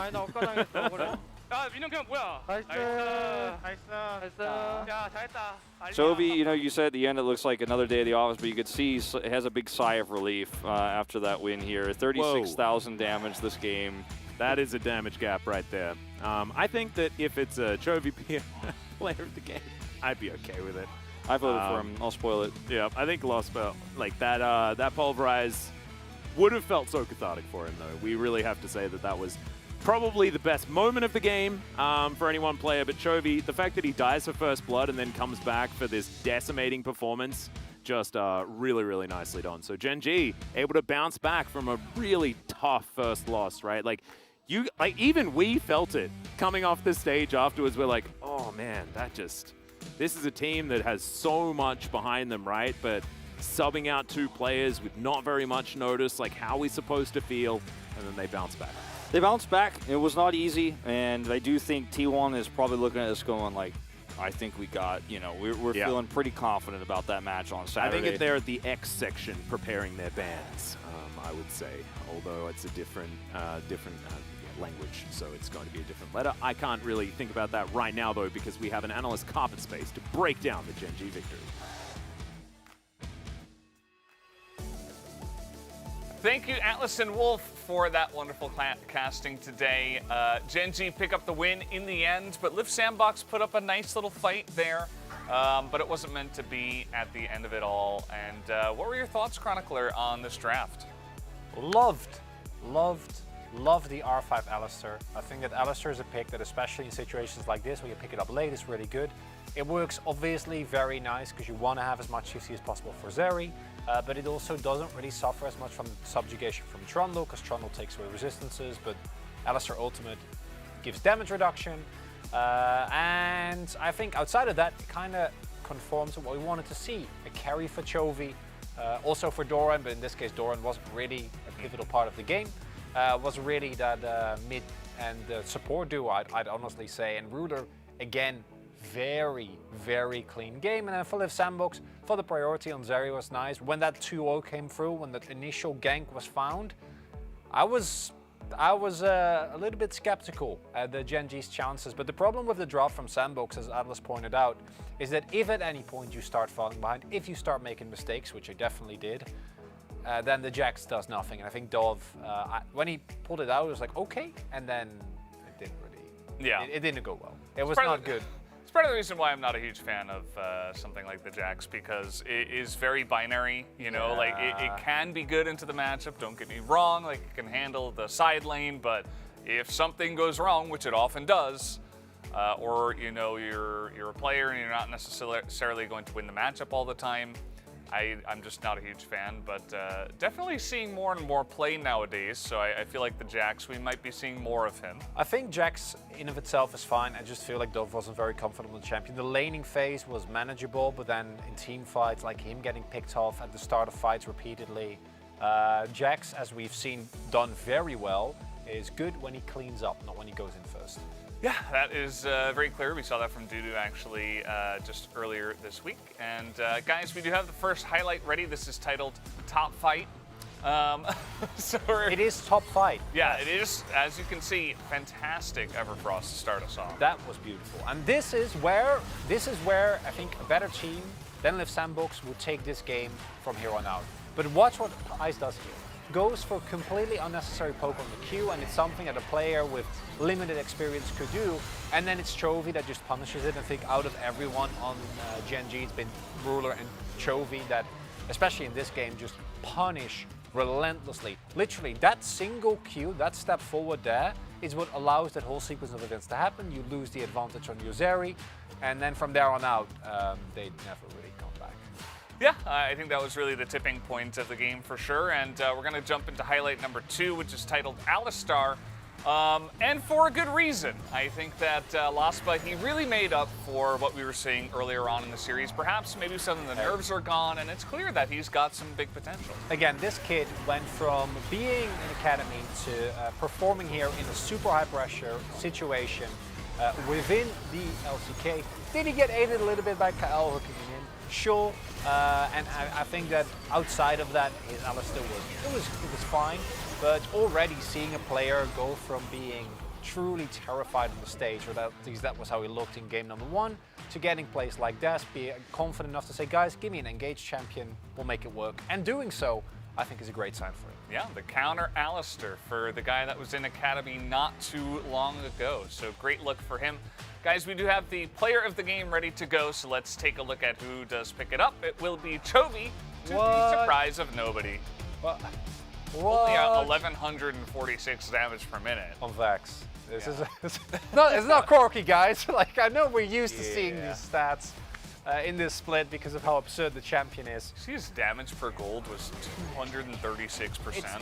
Average is like 140 or something. He could have honestly done like half of the damage here, and I still would have voted for him. Because for me, the key thing was, and this is chovi at his best, is when, and this honestly in a weird way reminds me of when we saw him be amazing in Galio, is when he's leading the charge, when he's making the calls, when he's leading the fight. Something that we don't see that often. That's why you often hear criticism towards chovi for not being active enough.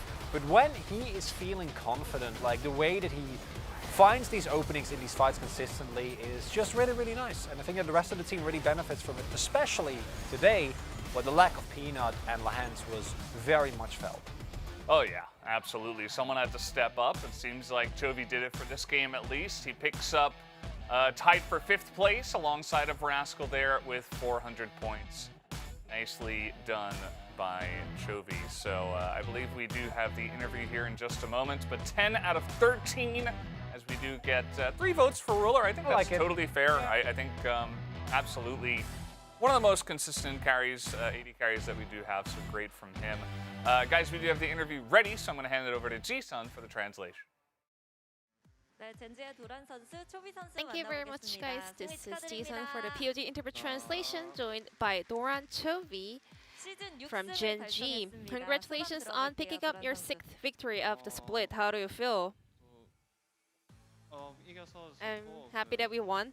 And it was very dicey, to be honest, so it's a relief that we won. Yeah, you know, we had an emergency call-up and Youngjae will also subbed in for Peanut, so what was your mindset heading into this series? I was like, we're in a big trouble, you know, that's my thought. But, you know, the new players who joined the roster did a great job, so I'm so relieved. chovi, what do you feel about today's victory? I'm so relieved that we won. And also the new players, Youngjae and ㅅ also did a fantastic job, so I'm so happy. Yeah, indeed. ㅅ must have been feeling a lot of pressure as a rookie player. And he said this was first time for him to talk to the Gen G main roster players, so did you give him any advice? I just told him to feel comfortable talking to me in game. And also Ruler, I think, carried him so well. Game number 1, Leaf Sandbox was so fast to close out the game. However, starting from game number 2, Gen G stabilized its plays and you guys were able to step up. So after losing the first one, we decided to just dump the Rice pick. And also, we could kind of expect what the opponents would pick. So our coaching staff came up with a great strategy to kind of deal with Leaf Sandbox's potential draft and comps. So chovi, you still think the Rise is a bad pick? My Rise had no problem today, so I don't know what you're talking about. A very mysterious raid around this champion here in the LCK. In game number 2, we had a very interesting pick, you know, Irelia mid and also Tryndamere. Blind pick. Did you see that coming? You both, those two champion picks were actually pretty predictable. I mean, because Closer is very confident in that pick, I did predict that to be locked in. And then Doran, you had over 800 DPM on Fiora against Tryndamere. Are you satisfied with your performance in that pick? I think I could have played the laning phase a little bit better, so it's a bummer that I made mistakes in lane. And today, even before the series started, you know, everyone had their eyes glued to the top lane matchup, Noran versus Dove, the former teammates. So how was the rookie top laner, Dove, performing on the top lane? I think he needs more experience, you know. That's my thought. Yeah, this is his rookie year, so I do agree. So any message over to Dove to kind of cheer him up? Unless you are going to roll swap back to mid lane, I hope you work harder.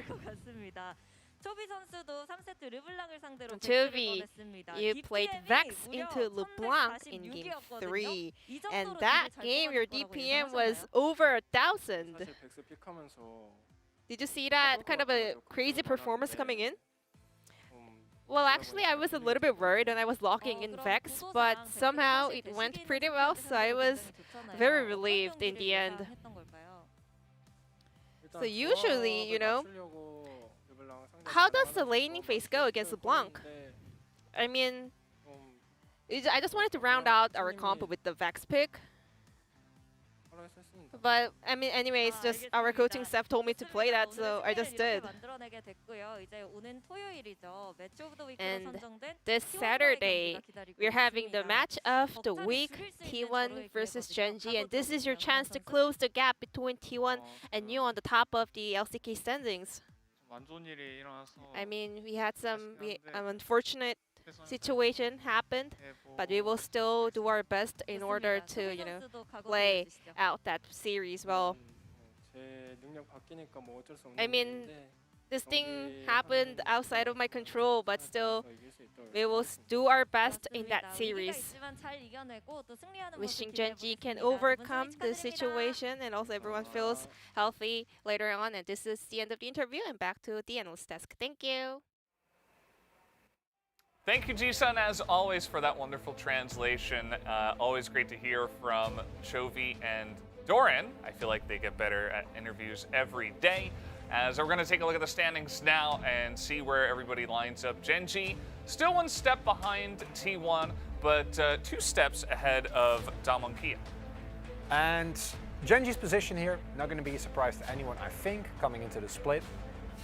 Could even argue that there's been a little bit more shakiness, but today's match we can't really rate or hold against them for obvious reasons. Full of sandbox, I think there's a lot to take away from today. There's again, we see these moments of sandbox, and I think the Hanwha Life have a similar thing where they might not actually get the wins. I don't expect these teams to suddenly make a break for playoffs, but they are still looking better, either individually or in terms of individual drafts that they pull out, than I expected coming into the split. And yeah, it's not enough to beat a Genji, even with those players subbed out, but still, valiant effort.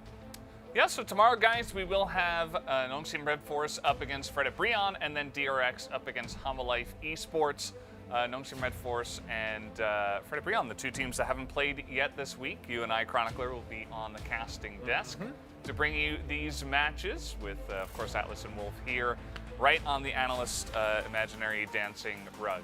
But that's going to do it for us, guys. I hope you did enjoy the LCK games today, even regarding the situations. And thank you, Chronicler, for joining me once again here on the Carpet Space. And we'll see you tomorrow for more of the LCK. Have a great night.